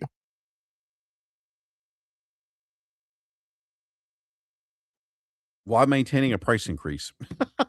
You know? Yeah, exactly. Yeah, and that's the point. I mean, like we be, and I'm sure this person, I'm sure if they maybe they subscribe to Netflix, if Netflix removed Stranger Things, right? And let's just say you onboarded to Netflix paying $20 a month because you wanted Stranger Things, and then they up it to $30 and now they've removed Stranger Things, but we're going to reduce it to 25. You're still going to have that. Most consumers are probably going to have that conversation. Wait a minute. I onboarded to this thing at this baseline price. They increased it. Now they lower the price, but I still don't have the thing that I signed up for, and I'm still paying more than what I initially onboarded for. That's the point.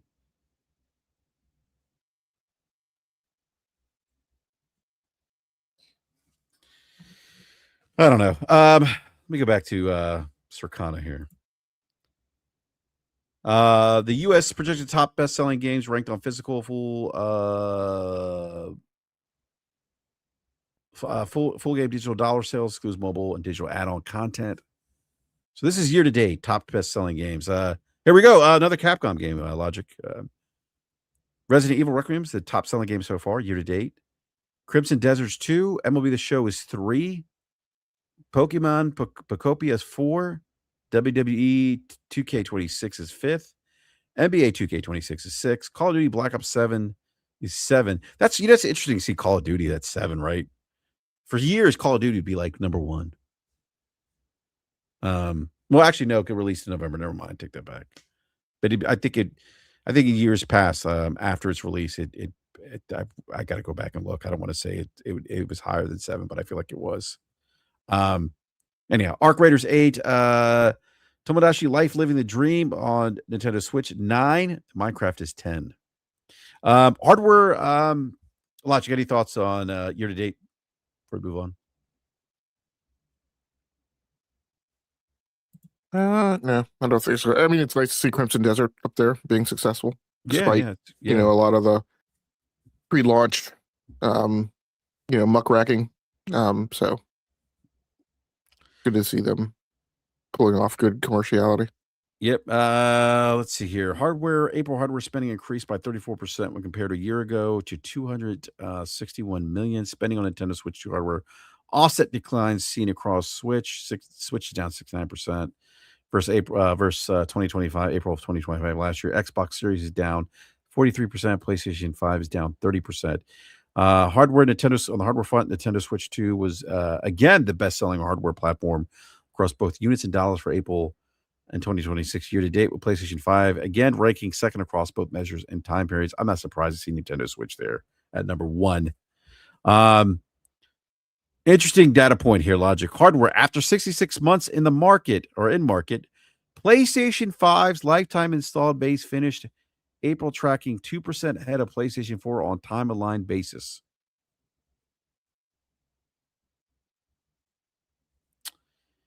Logic, I read this and I'm like, kind of another narrative debunked. Also, Nintendo Switch 2 led the sales pace of the original Nintendo Switch by 11%, 11 months in the market. Thoughts there, Logic? Or any additional thoughts? Yeah, I mean, it's good to see performance. I don't want to have that suggest that there aren't headwinds ahead. Oh, there's absolutely Um, headwinds with PlayStation. Yeah. yeah, I mean PlayStation and Nintendo, right? So there are still Yeah. challenges. I mean, Economic and a headwinds. lot of Yeah. those challenges are outside of their controllable envelope.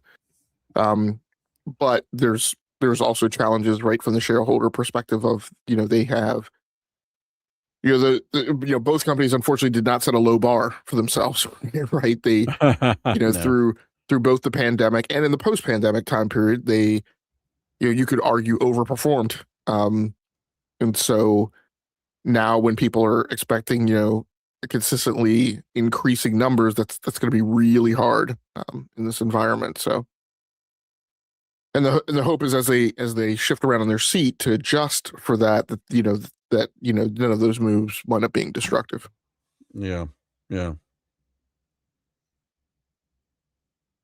All right. So that's it for But Circana right now. Yeah. Go ahead. but I will say what it does indicate is again gaming is good, right? So all the doom and gloom, again, going along with the statement from the game business show of the PlayStation exec who's in charge of third party development, everybody running around saying that things are going to crash and things are dire and everybody's going to be dragged underwater. Again, I don't really understand what people are clamoring for, but it's a $92 billion business. um so that market value isn't going to be just drained out of nowhere in a month's time. So Yeah, I know we talked about this before, but I just feel like there's often this doom and gloom around the discourse around the gaming industry. I don't know where it came from, why it started. I mean, obviously, like any industry, even the gaming industry, and the gaming industry's had faced. I mean, shit, the gaming industry collapsed. It went what 19 was it 1983 or yeah, 84 in North America, in North the rest of America? the Yeah, world was fine. yeah, yeah, in North America, right? Um, but the industry is going to face challenges, has faced challenges, right? But I think generally speaking, it's been pretty resilient, even against like economic downturn. I think about the Great Recession. Think about the Reagan years in the '80s. It's faced economic headwinds, and it will continue to face economic headwinds. And to your point, I don't think that the industry at what you say valued at 90 something billion is just going to disappear in a blink of an eye. Or there's just going to massively collapse. Um, there's going to be challenges. There's going to be things that work, that don't work. Um, but kind of my takeaway the last couple months in Circana is that things aren't as, I think to your point, Logic, aren't as dire as some people paint them out to be. Are they challenges? Absolutely. Is the bridge falling? No, I don't think it is. Um, all right, I do want to go to some other news coming out of Xbox today, Logic. See here. Big shout out to Chris String, the game business. Xbox expands leadership team with major hires. Top industry analyst Matthew Ball joins as chief strategy officer, while Scott Van I don't even know how to pronounce that. Villet is chief technology officer. Article goes on to read Xbox has added two big. I already read that. So the new recruits are part of an ongoing drive from Xbox CEO Asher Sharma to move faster, build products, and make more focused business decisions. The game business can reveal that Ball is joining as chief strategy officer. He's a popular industry analyst who's responsible for the annual state of the video game, state of the video gaming report, which is widely read across the business. The first job will be to strengthen the console side of Xbox, which is facing significant pressures, not least from the rising cost of memory storage. In an interview with the game business earlier this year, he admitted he was pretty frightened by the situation for the console sector.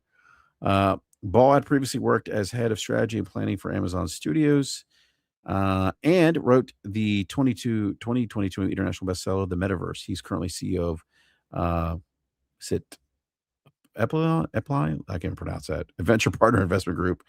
Marcus Fund and senior advisor at KKR and Company. Um, so, Logic, hey, any initial thoughts on these new hires?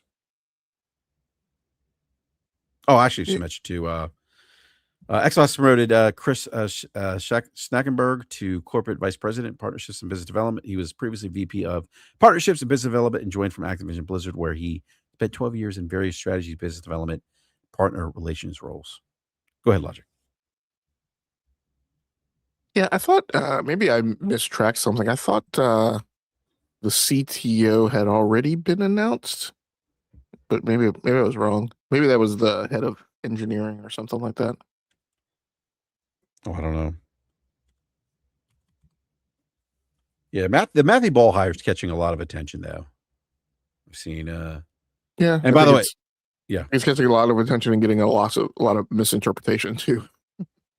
Well, I mean, you mean like exclusives or like? Well, for people who haven't read his report, like cover to cover, right, all 200 something 50 slides that he's done for the last couple of years, haven't read his conclusions from that research, and presume that his influence is gonna drive things in a direction that is radically different from the conclusions that he drew, right, from those studies.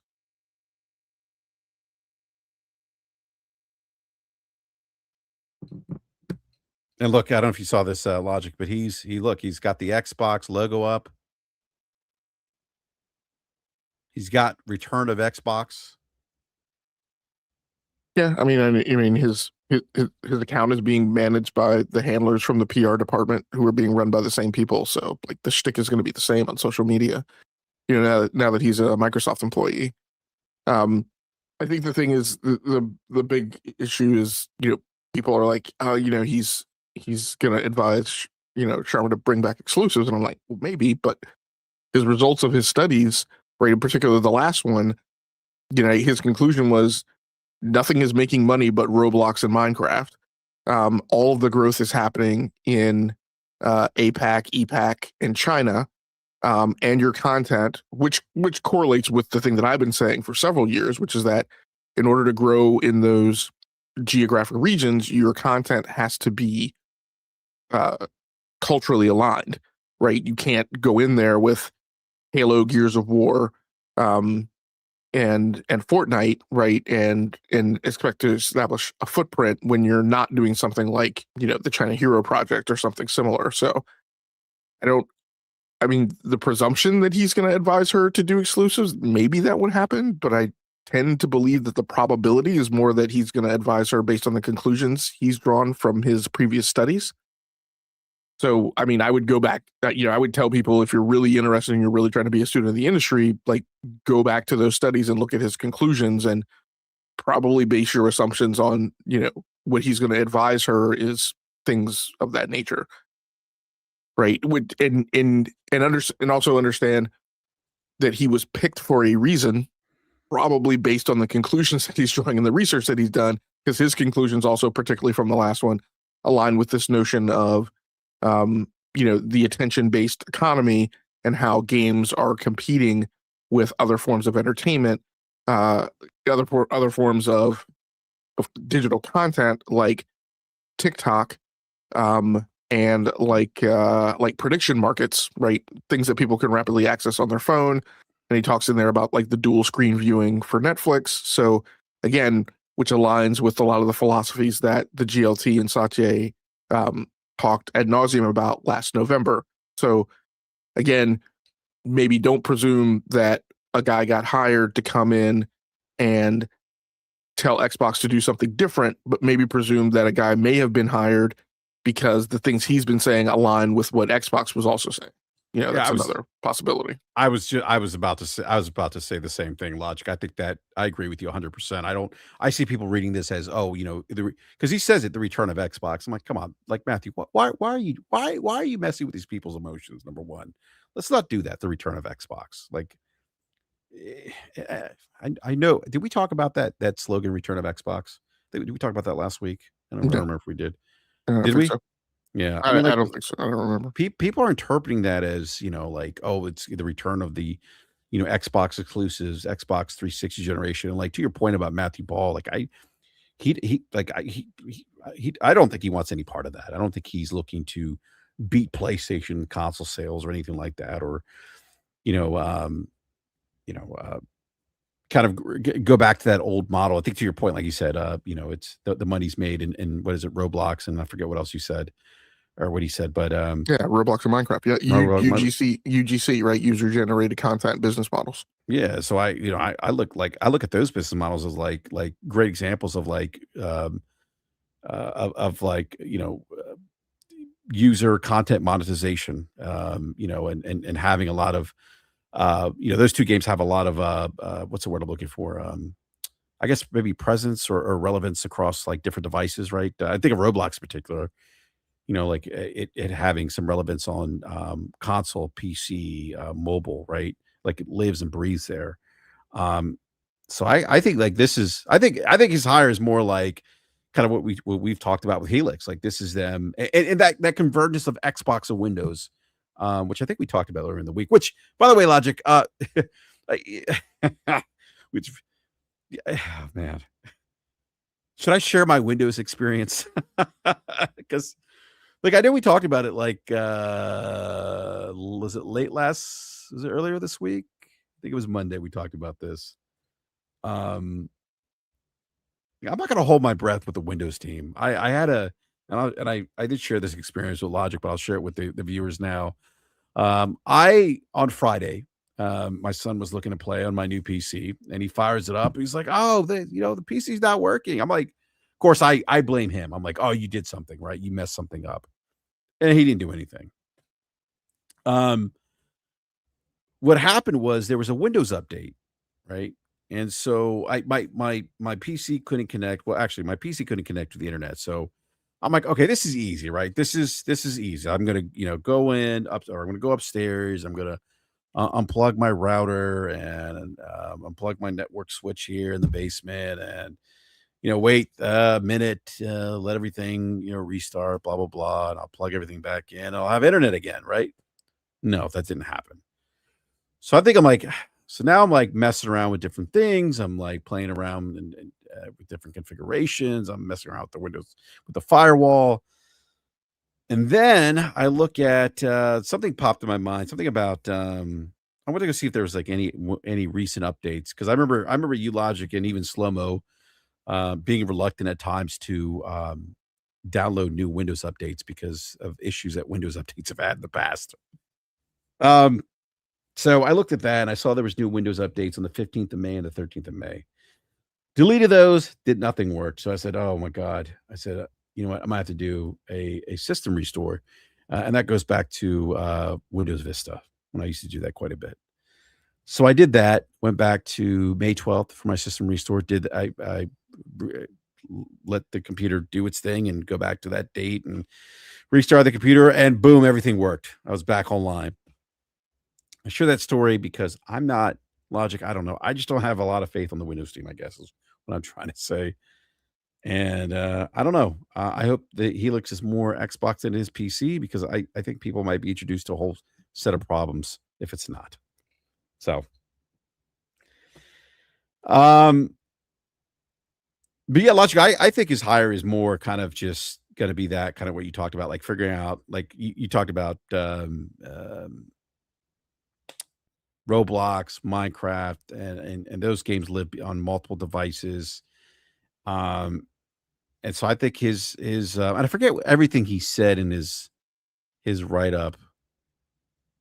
Um, but he seemed to favor like kind of expansion beyond consoles, right? Do I remember that correctly? I don't remember now. Um,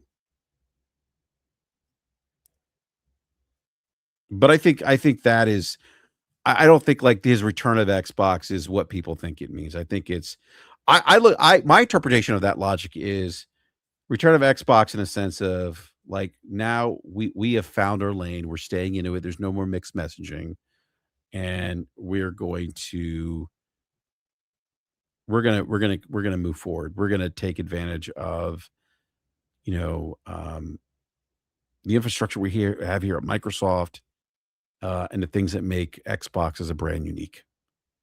Um, but I don't think it's going back to the 360 Xbox One, Xbox OG Xbox generation. I think, and I think it just given Asha's background too. I think their focus is going to be expanding the ecosystem, expanding subscriptions, expanding, um, maybe more of a focus on, how to generate more reoccurring revenue, retention metrics, things like that. So, um, so that's just my 2 cents. Any other thoughts on that hire logic? Again, I think it's an interesting hire, but, do you have any other thoughts? Yeah, no, I think that covers it. All right, let me grab the super chat here. The gaming ledger with the $5 case says return of Xbox seems like just marketing. They clearly are positioning to be a broader gaming ecosystem.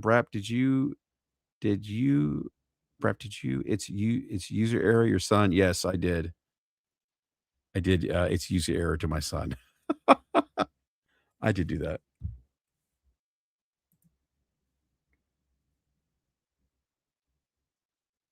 All right, did I? There was something else. Oh, here we go.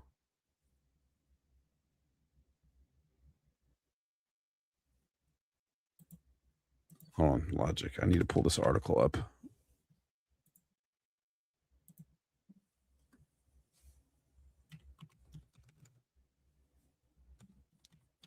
I had this article, and for whatever reason, I closed it.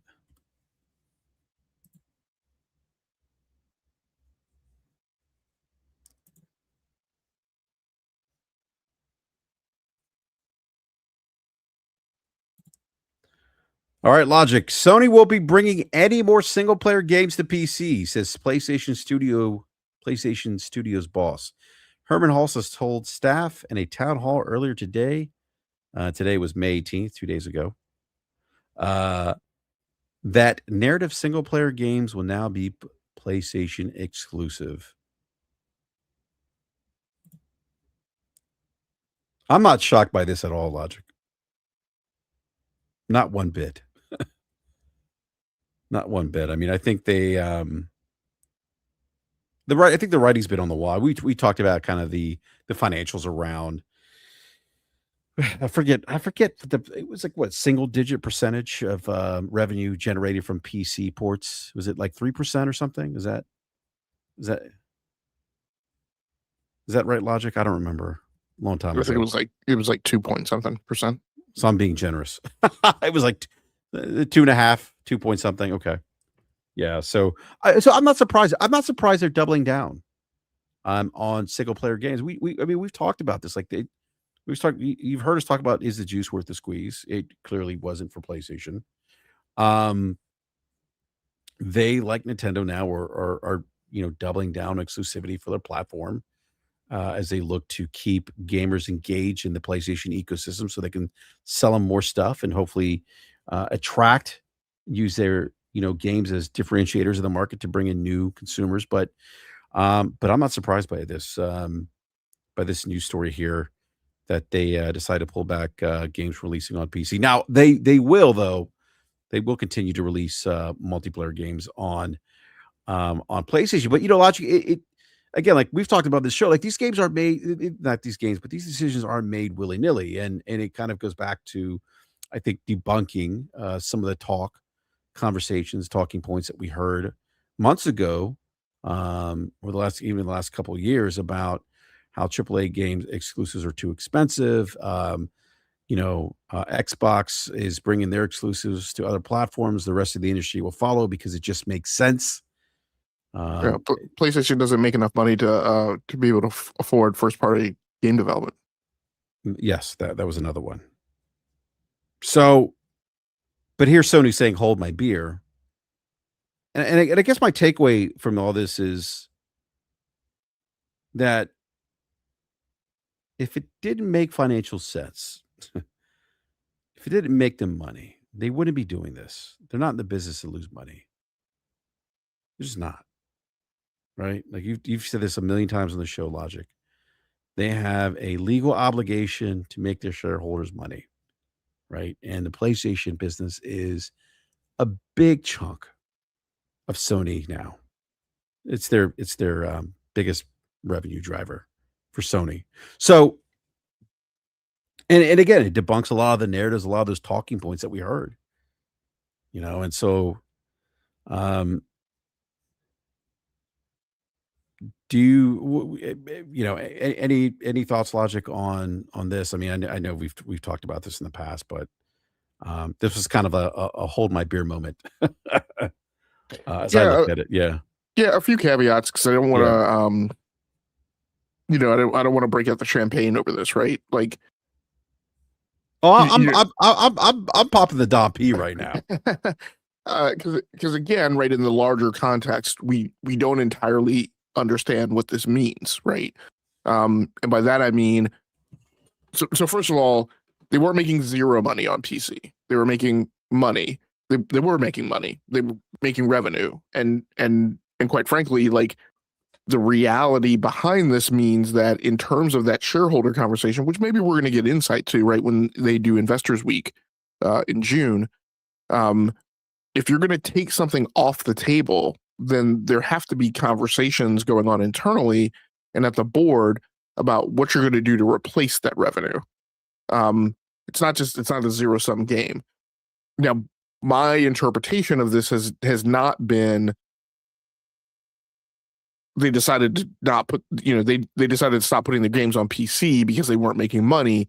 It's that we're deciding to stop putting our games on PC because we think we can figure out a different way to apply those resources that will be more beneficial to the bottom line.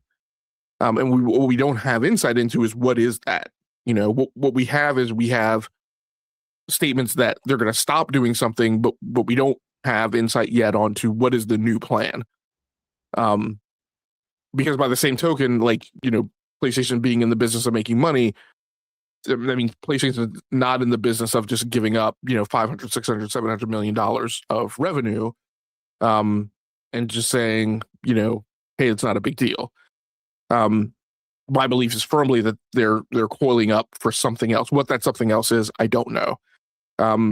There's been talk of, what does this do for Nixes, and like, did you waste all the money? And again, I go back to, I think people have a vast misunderstanding of what Nixes does and what their capabilities are.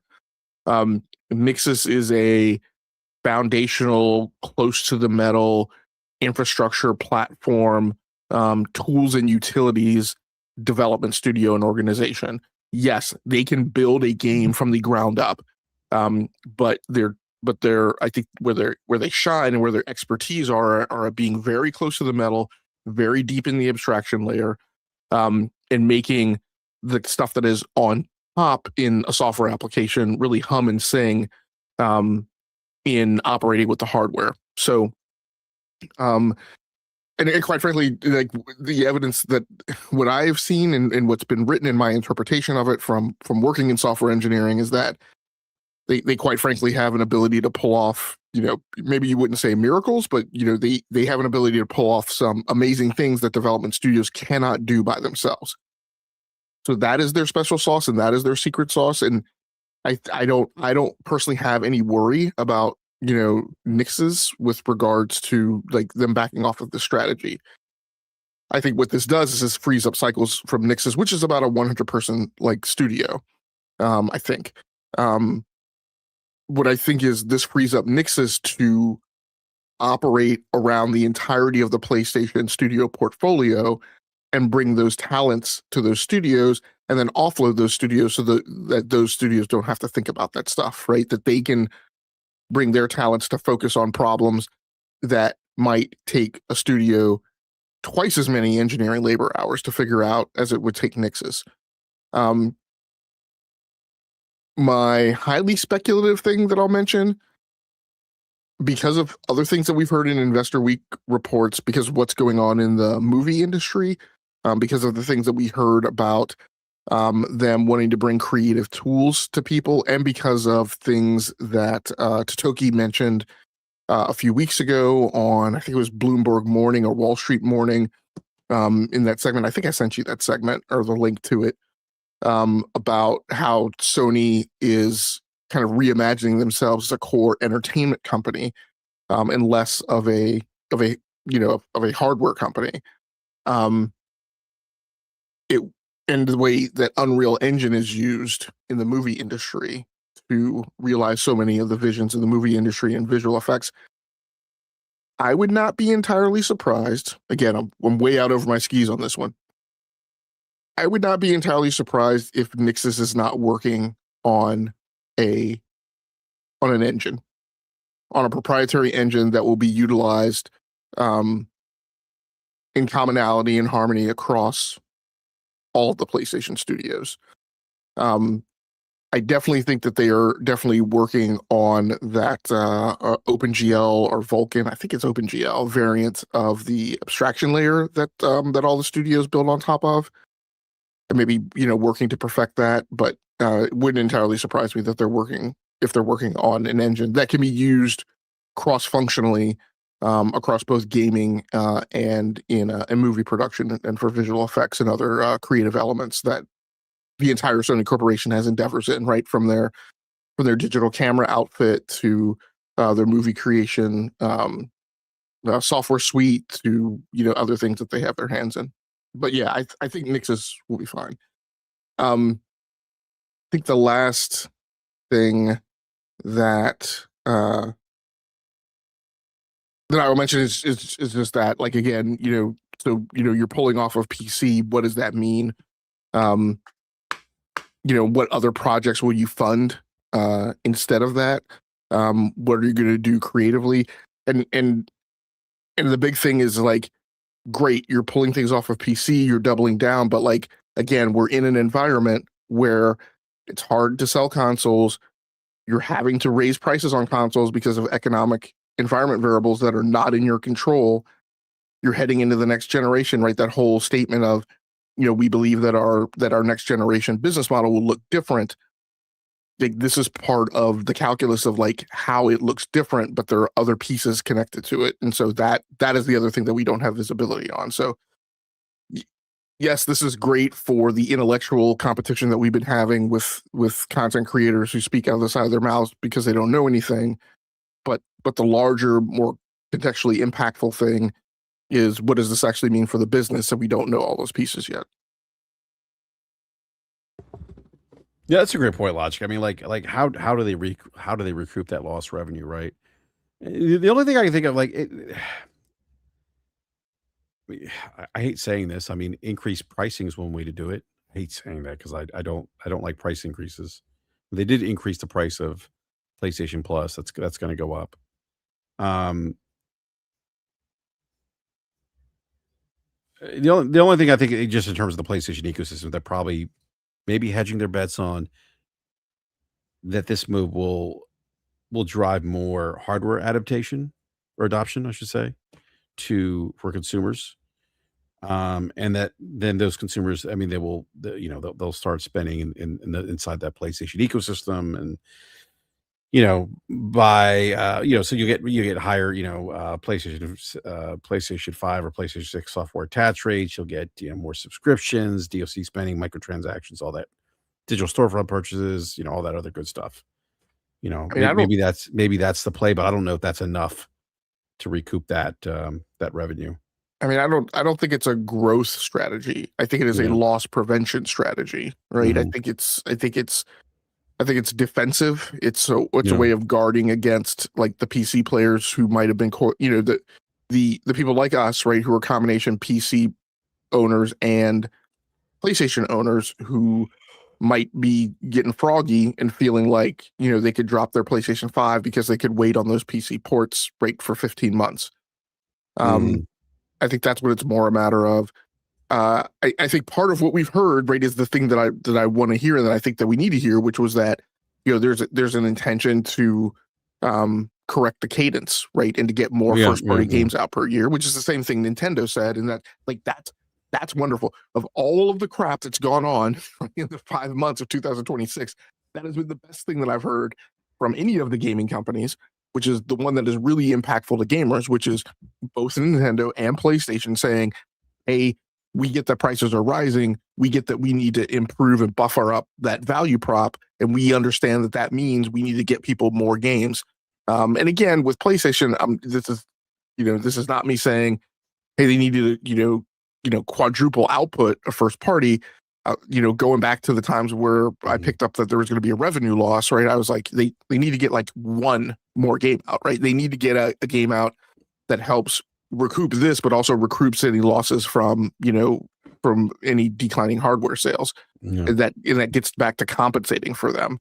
So they don't need to do a huge amount; they just need to do a little more. Yeah. And it's good that they're pointing their noses in that direction. Yeah. I want to welcome B Money. B, I'm sorry. Hopefully you weren't waiting in the lobby too long. Nah, But welcome to the man. show, B. Yeah, what's going on, fellas? Not much, man. Great to see you. How about the Knicks? Yeah, Nick's pulled off a incredible comeback, man. That was huge. That was huge. Yeah. Yeah. But no, great to have you on the show, B. Your timing is impeccable, man. Like we're talking about PlayStation, and Herman Hall is basically saying, hey, like we're no longer going to release our single player games on PC. I don't know how much you've heard of the conversation, B, but Logic and I were kind of talking about Logic brought up a great point, like the loss of revenue from PC. And to that point, real quick, Logic, like the only thing I can think of, like without knowing everything else, is that I would imagine they probably believe that ecosystem retention, that the benefits there kind of maybe outweigh the loss of that revenue from PC. But who knows? Yeah. So B, what are your thoughts here on Herman Hulst doubling down on first party the single player games no longer going PC or full exclusivity, I should say, with single player games?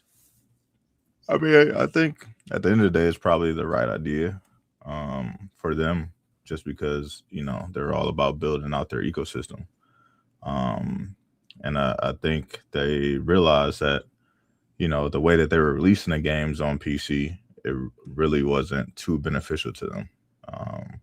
They really only had one major success on PC, and that was a multiplayer game. Days Gone was pretty big when it hit, but everything else kind of tapered off after that. So I think that's what kind of made them readjust the strategy, because they just weren't seeing the benefits that they thought that they would see. So I think kind of doubling down on your ecosystem and bringing that stuff back in house is probably a good idea for them in the long run.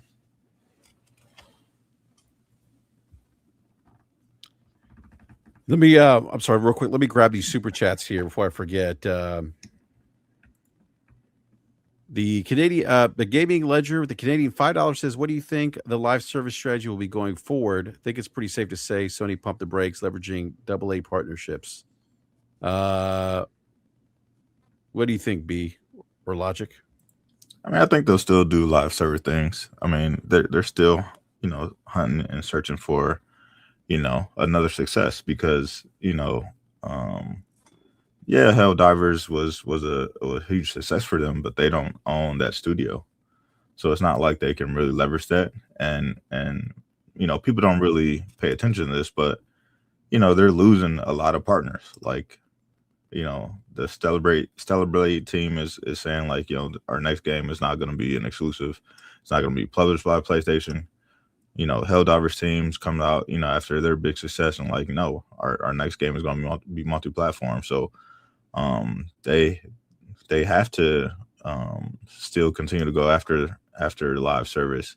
And I think that's why they continue to test that Horizon Hunters ground game. I think the second test is either happened last week or it's coming up pretty soon. They still haven't canceled Fair Games. So they're still searching for that success in the live service space, and and at the end of the day, they need it, because when you have a game like Seros that comes out and it's not receiving that much fanfare, that's another black eye on the first party studio. So they need to kind of recoup as much revenue as possible, and the biggest way to do that is to have a game that has reoccurring microtransactions.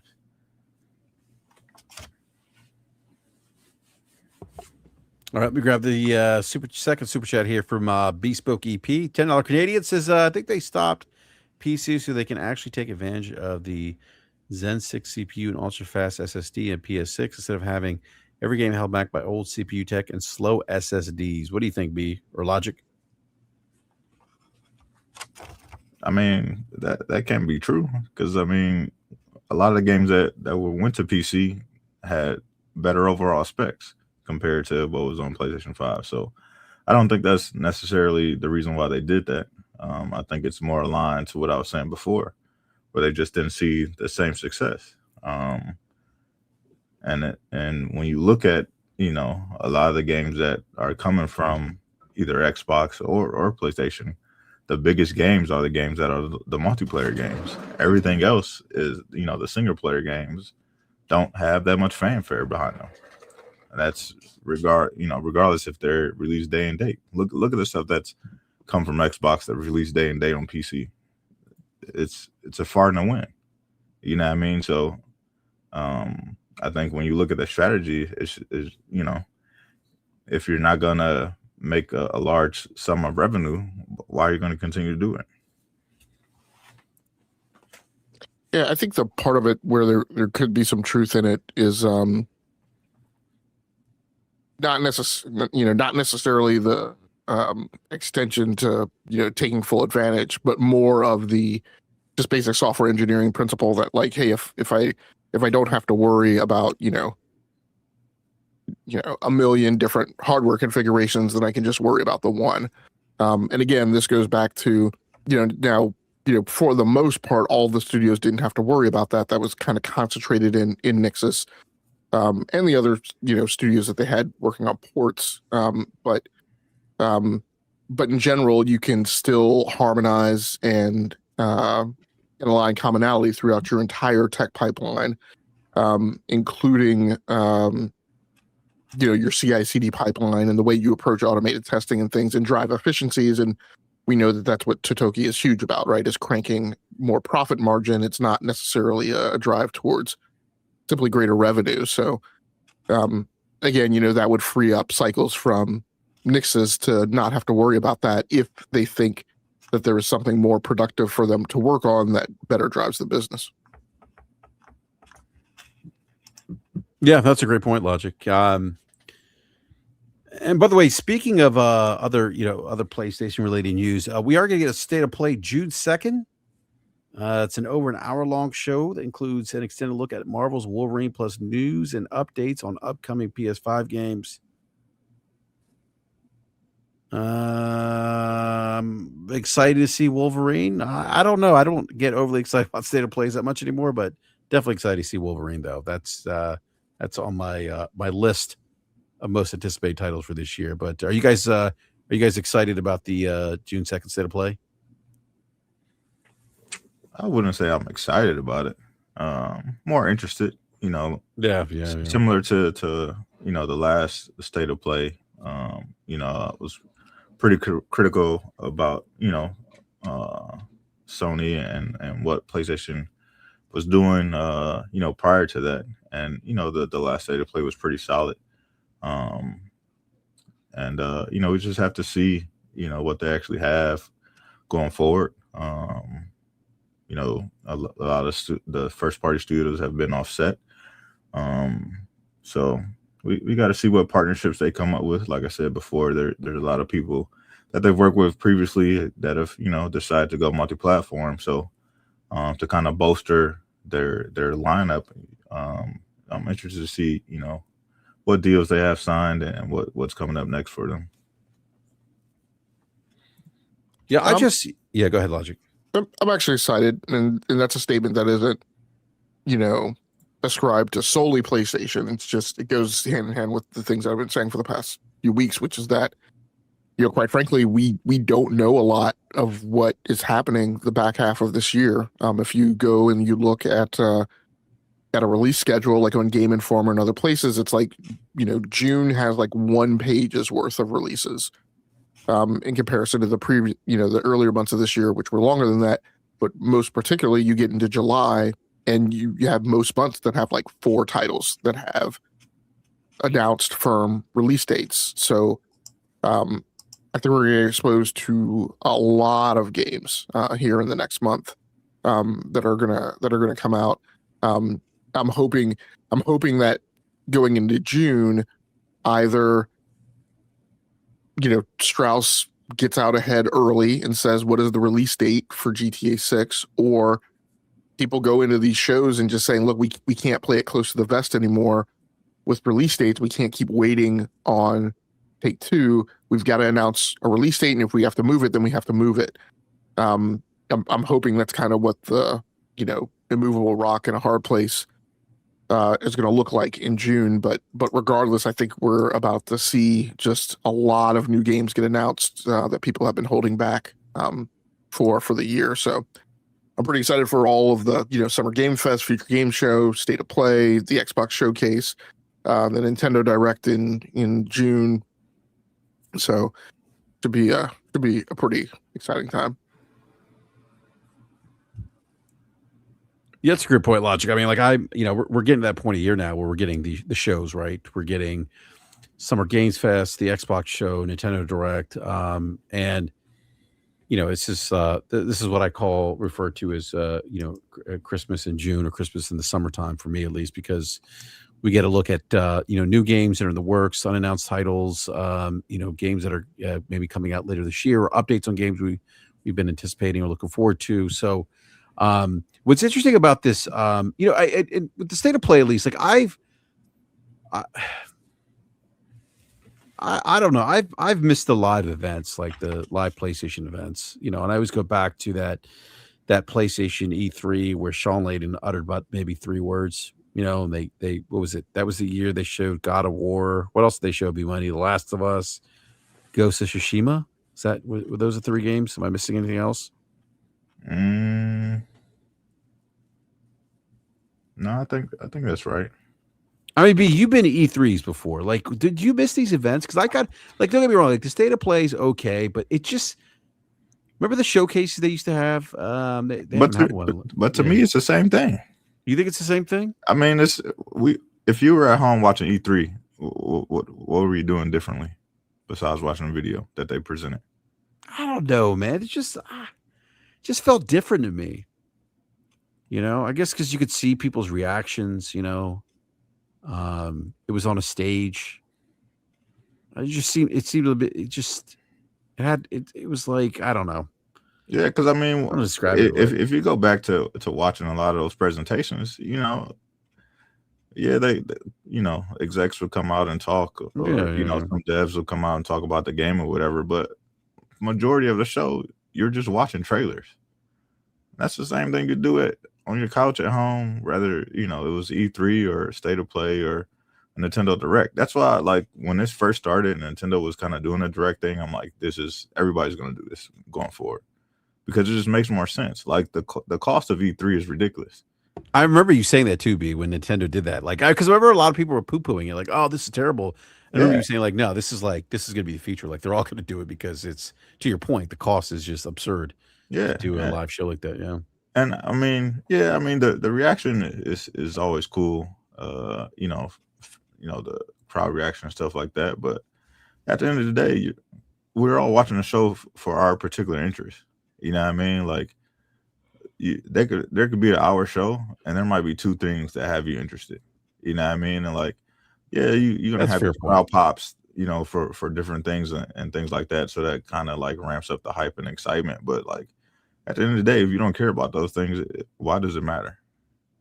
You know what I mean? Like, you could watch a show and everything could be interesting to you, or you could watch a show and like 90% of it isn't. You know what I mean? So to me, it's I'm cool with them just doing it the direct style, and that's for all companies. Like, I'd much rather it be like this, because like I said, at the end of the day, I'm watching for myself, the stuff that I'm interested in. If it doesn't have that, then it's like, it's pointless.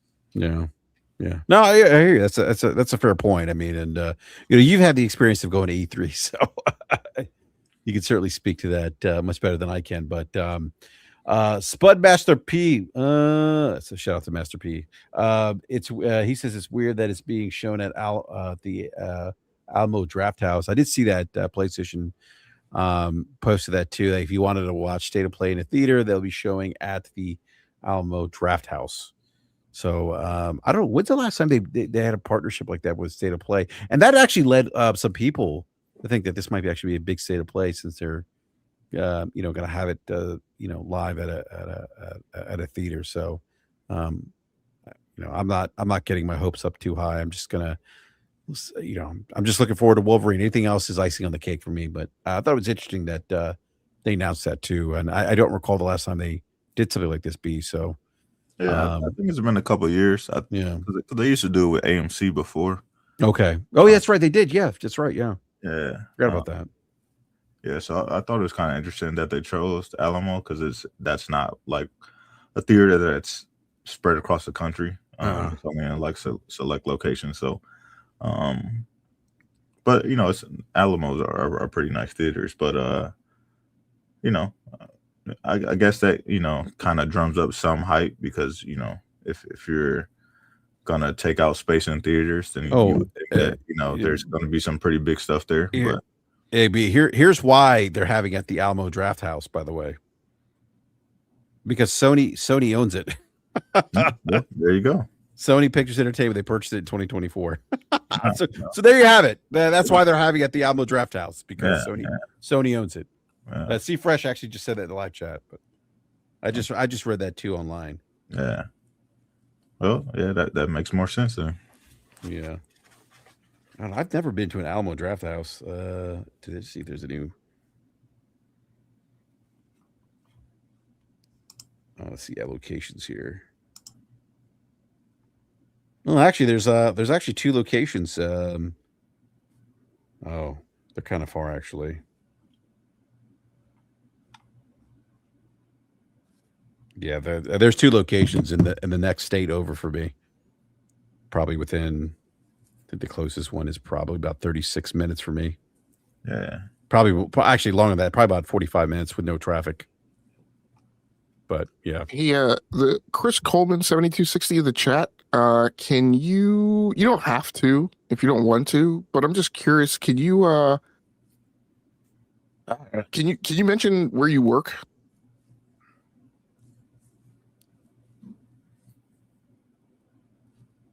Just out of curiosity.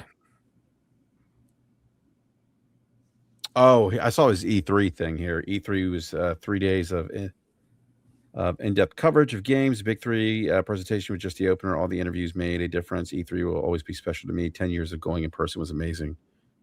Yeah. B, how many E3s did you go to? I went to 4. 4? Yeah. But B, those gotta. I mean, like I remember like seeing you and the Inner Circle podcast. You guys going there? Yeah. I remember hearing about the Bethesda parties. Oh yeah. I mean, like I said, E3. Yeah. If you had the opportunity to be at E3, it was amazing. Our first year going, we just went kind of as fans. Phil hooked us up with the tickets. We got to go to the Xbox show. But once we were able to go as press, that was something totally different. Then it's like, I was doing a lot of those interviews behind the scenes and working a lot of the floor and just getting information back to the team and things like that. So I totally understand, what Chris Coleman is talking about, because I was on the ground floor. I was there for 6 days, getting in there before, the fans can get in there, requesting time slots to do interviews and seeing, a lot of products and stuff before they actually hit the market. So I totally understand what he's saying, but as just a gaming fan, like I'm cool with not having all the other stuff. Like, the interviews are cool. You get some behind the scenes stuff like that. But I think, even with what Xbox does with the developer directs, like I'm just cool with that. Like all those extra interviews and things like that, and you got all these publications trying to get it all out, and everybody's saying what they heard, and it's a bunch of telephone. You know what I mean? I'd rather just get it from the source. Like, pull up when Xbox has a developer direct. They talk, go into the studios, talk to the teams. They give you the information that comes directly from them. I'm cool with that. Yeah, I was gonna say something, but the year that I was scheduled, or that I was going to go to E3 B, Yeah. I booked my airfare. I had, put a deposit down for a place to stay. I was actually going to stay with the Iron Lords. Yeah, I remember that. You Yeah, remember that? yeah, Yeah. everybody was talking about it. Yeah. It was a big thing. I think even Eric was going to go that year. Yeah. We Yep.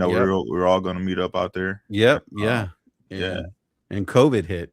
Yep, COVID hit and kind of ruined everybody's plan.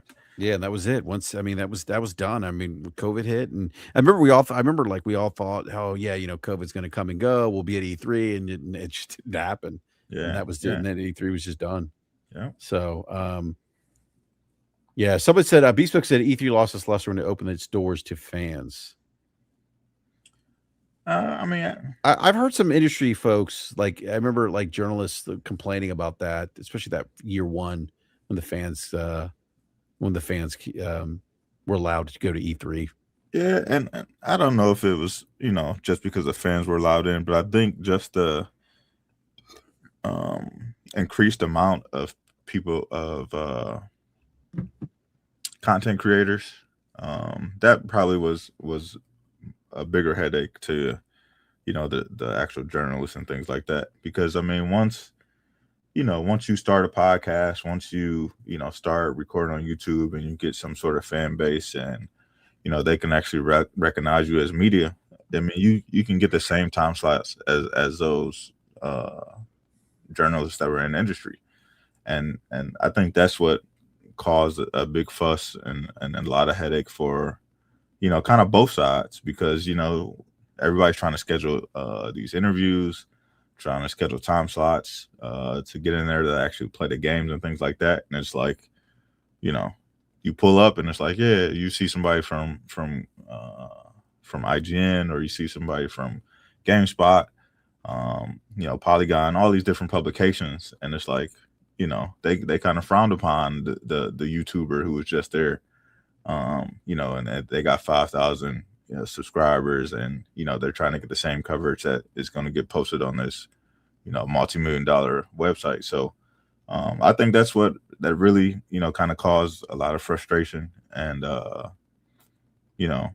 think a lot of the information started to be diluted. Like I said, I think you get a lot of mouths talking about the same thing, and it's like you don't know what information is actually the real information, because everybody's got pieces and parts, and it started to get watered down, in my opinion. Yeah.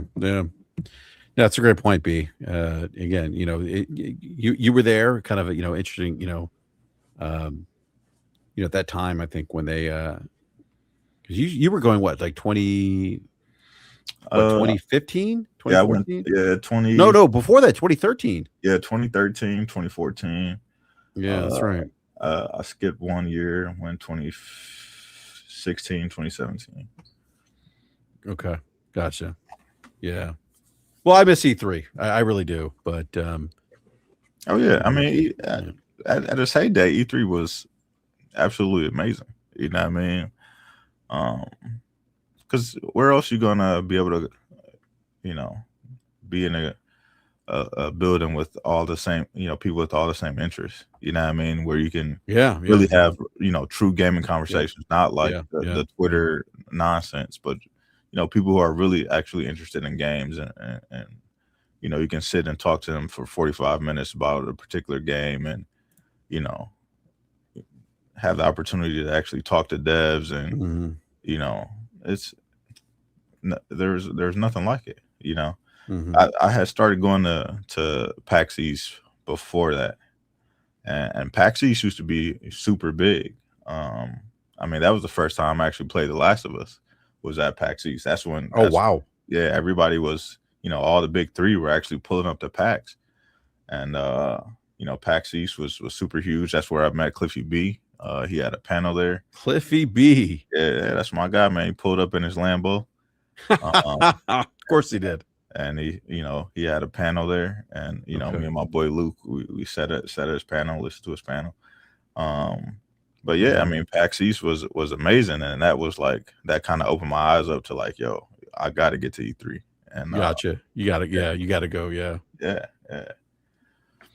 Yeah. Well, let me grab this super chat here. Street Shadow 20 with the $10 super chat says, I think the shift of strategy moving off PC also comes down the shift from Jim Ryan to Nishino's strategy for PlayStation, especially since he is Hals's boss now. I love the focus on console for single player. Thank you for that super chat, Street Shadow. Any thoughts to that shift from Jim Ryan? Jim Ryan's no longer there. Yeah, I mean, that also like this whole like shift and like Shuhei coming out to talk and things like that. Yeah. It also made me like have like a second thought on like what Herman Holtz was actually doing, because if you kind of look at it, it's like Shuhei was kind of pushed to the side because he didn't listen to what Jim Ryan said. You know what I mean? He gave him direct instruction, and Shuhei was like, "I'm not doing that." So then he put him, he put him in a broom closet and let him rot away until he wasn't there anymore. And now it makes me kind of look at it like, well, maybe Herman was just doing whatever Jim told him to do, just to keep his job. And now we can actually see what Herman actually has, because he isn't under that same pressure. So that's why I said that the last state of play was pretty solid. We got to see what this one is, but if he can kind of get on a roll and kind of get things going, there's been rumors of them kind of tapping back into some of their old IP, and if that's actually true, and they can kind of reinvigorate the fan base with some of the stuff that people have been asking for, the conversation might change around what Herman Holtz is and what he's done over these past few years. No.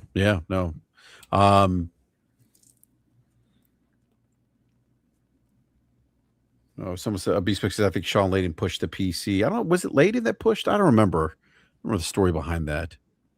I don't know if it was Layden that pushed. Maybe he did. Maybe he's the one that brought the idea of putting their single player games on PC.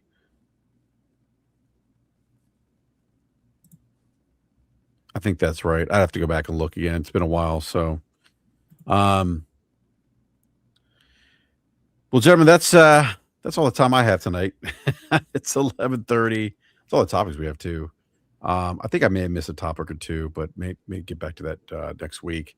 Want to give a big shout out to everyone in the live chat. What was your guys' thoughts on what Xbox's strategy is going to be going forward?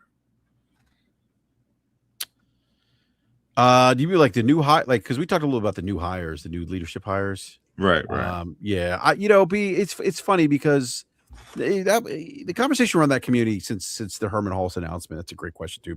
Herman Hulse announcement was like, okay, like, is Xbox next now? They're going to bring back exclusives, and I think that ship sailed. I said this last week, and I've been saying this for a while. That ship sailed a long time ago. I don't think they're bringing exclusives back.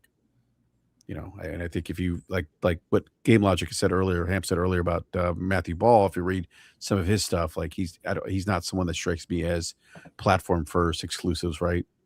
I think it's quite the opposite. So I don't. I think it's.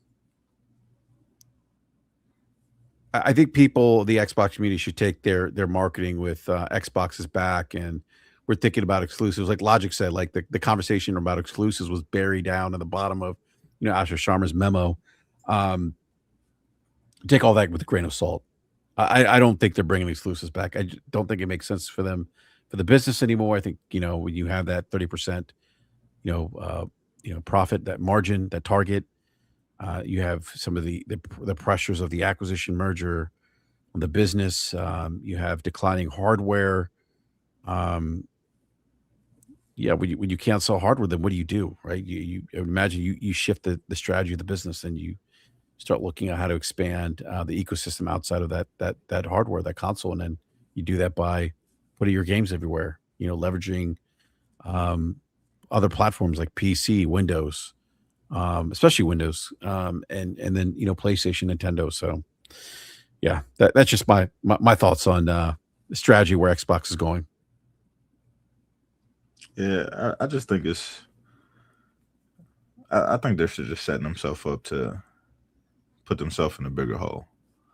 I think when you come out and you have these slogans like Xbox is back, you're just giving people false hope. But isn't it the people that are kind of fault too? Like I get what you're saying, but they keep falling for it. I Yeah, mean, I mean they do, they keep getting duped. but it's like a stray animal. You know what I mean? If you keep putting Yeah. food at your back door, Yeah, go ahead. Yeah. raccoon's gonna come eat it every night. You know what I mean? Like it's the same thing. So you know they give them a little something. They give them a little bait. Hey, Xbox is back. We're listening to your feedback. We open up this new channel. You can come and provide all your feedback of what you want Xbox to be. And it's like, well, why are y'all doing that? What is the actual purpose of that? Because if you're not going to make any drastic changes, why are you making the fan base feel like you are? Because they know they can manipulate them. Yeah. I mean, they know that that community doesn't ever hold them accountable. Yeah, that is correct. Right? I mean, think about this. Like they literally had them say, they had the community content creators saying exclusives are antiquated, exclusives are unsustainable, and now these guys are saying, "Oh, we should bring back exclusives." Like what? Yeah. I mean, I don't know. Just my 2 cents, but Lodge, did you have any thoughts on what B asked about the direction of Xbox? I think that was your question, right? B. Yeah. Yeah, no, not really. I don't know that the new hires. I like you. I don't think the new hires necessarily reflect any huge change beyond things that they're saying. I think where people are going to get tripped up, like I mentioned, is that they're not paying attention to the right things that they've been saying. They're paying attention to the thing. It's very much like selective hearing. It's like your kids, hearing the thing that they want to hear, but not hearing the rest of what you said. And everybody's forgetting, like I said, the whole thing of our competition is Netflix and TikTok, right? They're forgetting those statements from last November. Those haven't been taken off the board. And in fact, Satya recently said something that was, very akin to that. And Matt Booty was one of the people who said that, and he's the guy who's still in the chair. Again, I go back to, let's not presume that Matthew Ball got brought in to make some huge change. Let's maybe consider that maybe the reason Matt Ball got hired was because of the things he's been saying. And so maybe that's the counsel he's going to give to them. And they want, he was brought on board so that you can play why. Again, why is Matt Booty the one member of the triumvirate still standing on the island? Maybe not because of the stuff that he screwed up and makes a big change, but because of the things that he said. And one of the things that he said was, our competition is Netflix and TikTok. So, yeah. I think Matthew Ball, I think his perspective aligns with their perspective of where they're taking Xbox, right? So, he's aligned. So, and he's going to help them implement whatever it is they're going to do with the brand moving forward. So, all right. Well, I want to give a big shout to again to everyone in the live chat for hanging out with us this evening. Really appreciate the super chats and great conversation in the live chat. Really appreciate everyone showing up tonight. And please do the YouTube thing. Hit the like button if you're new. Consider subscribing. Hit the bell notification so you're alerted when we go live. And I want to ask you, gentlemen, if you want to be found. I know I ask every week. I think the answer is no, and that's fine. But I do want to give a big thank you to B Money. Thanks, B, for joining. Really appreciate it, man. Always great to see you on the show when you can make it. And big shout out to Game Logic as well. So thank you, gentlemen. Really appreciate your time, as always. On that note, we should be back. Aren't any scheduling conflicts. I've been having quite a those recently. We should be back next Wednesday again at 9 p.m. Eastern time. So everyone enjoy the weekend. If you're here in the States, it's a 3-day weekend. So use that extra time. Hopefully get some gaming in or spending some time with your loved ones. Maybe if the weather's nice, maybe getting a good barbecue in, cookout, whatever. That won't happen where I live because we're getting rain. But anyhow, that just means I could get some more gaming in. Although I'm sure I'll be fighting my kids for some screen time because that means I'll be inside the house too. So it's another conversation. But anyhow, we're out. Thank you so much for watching the show, and we'll catch you next time.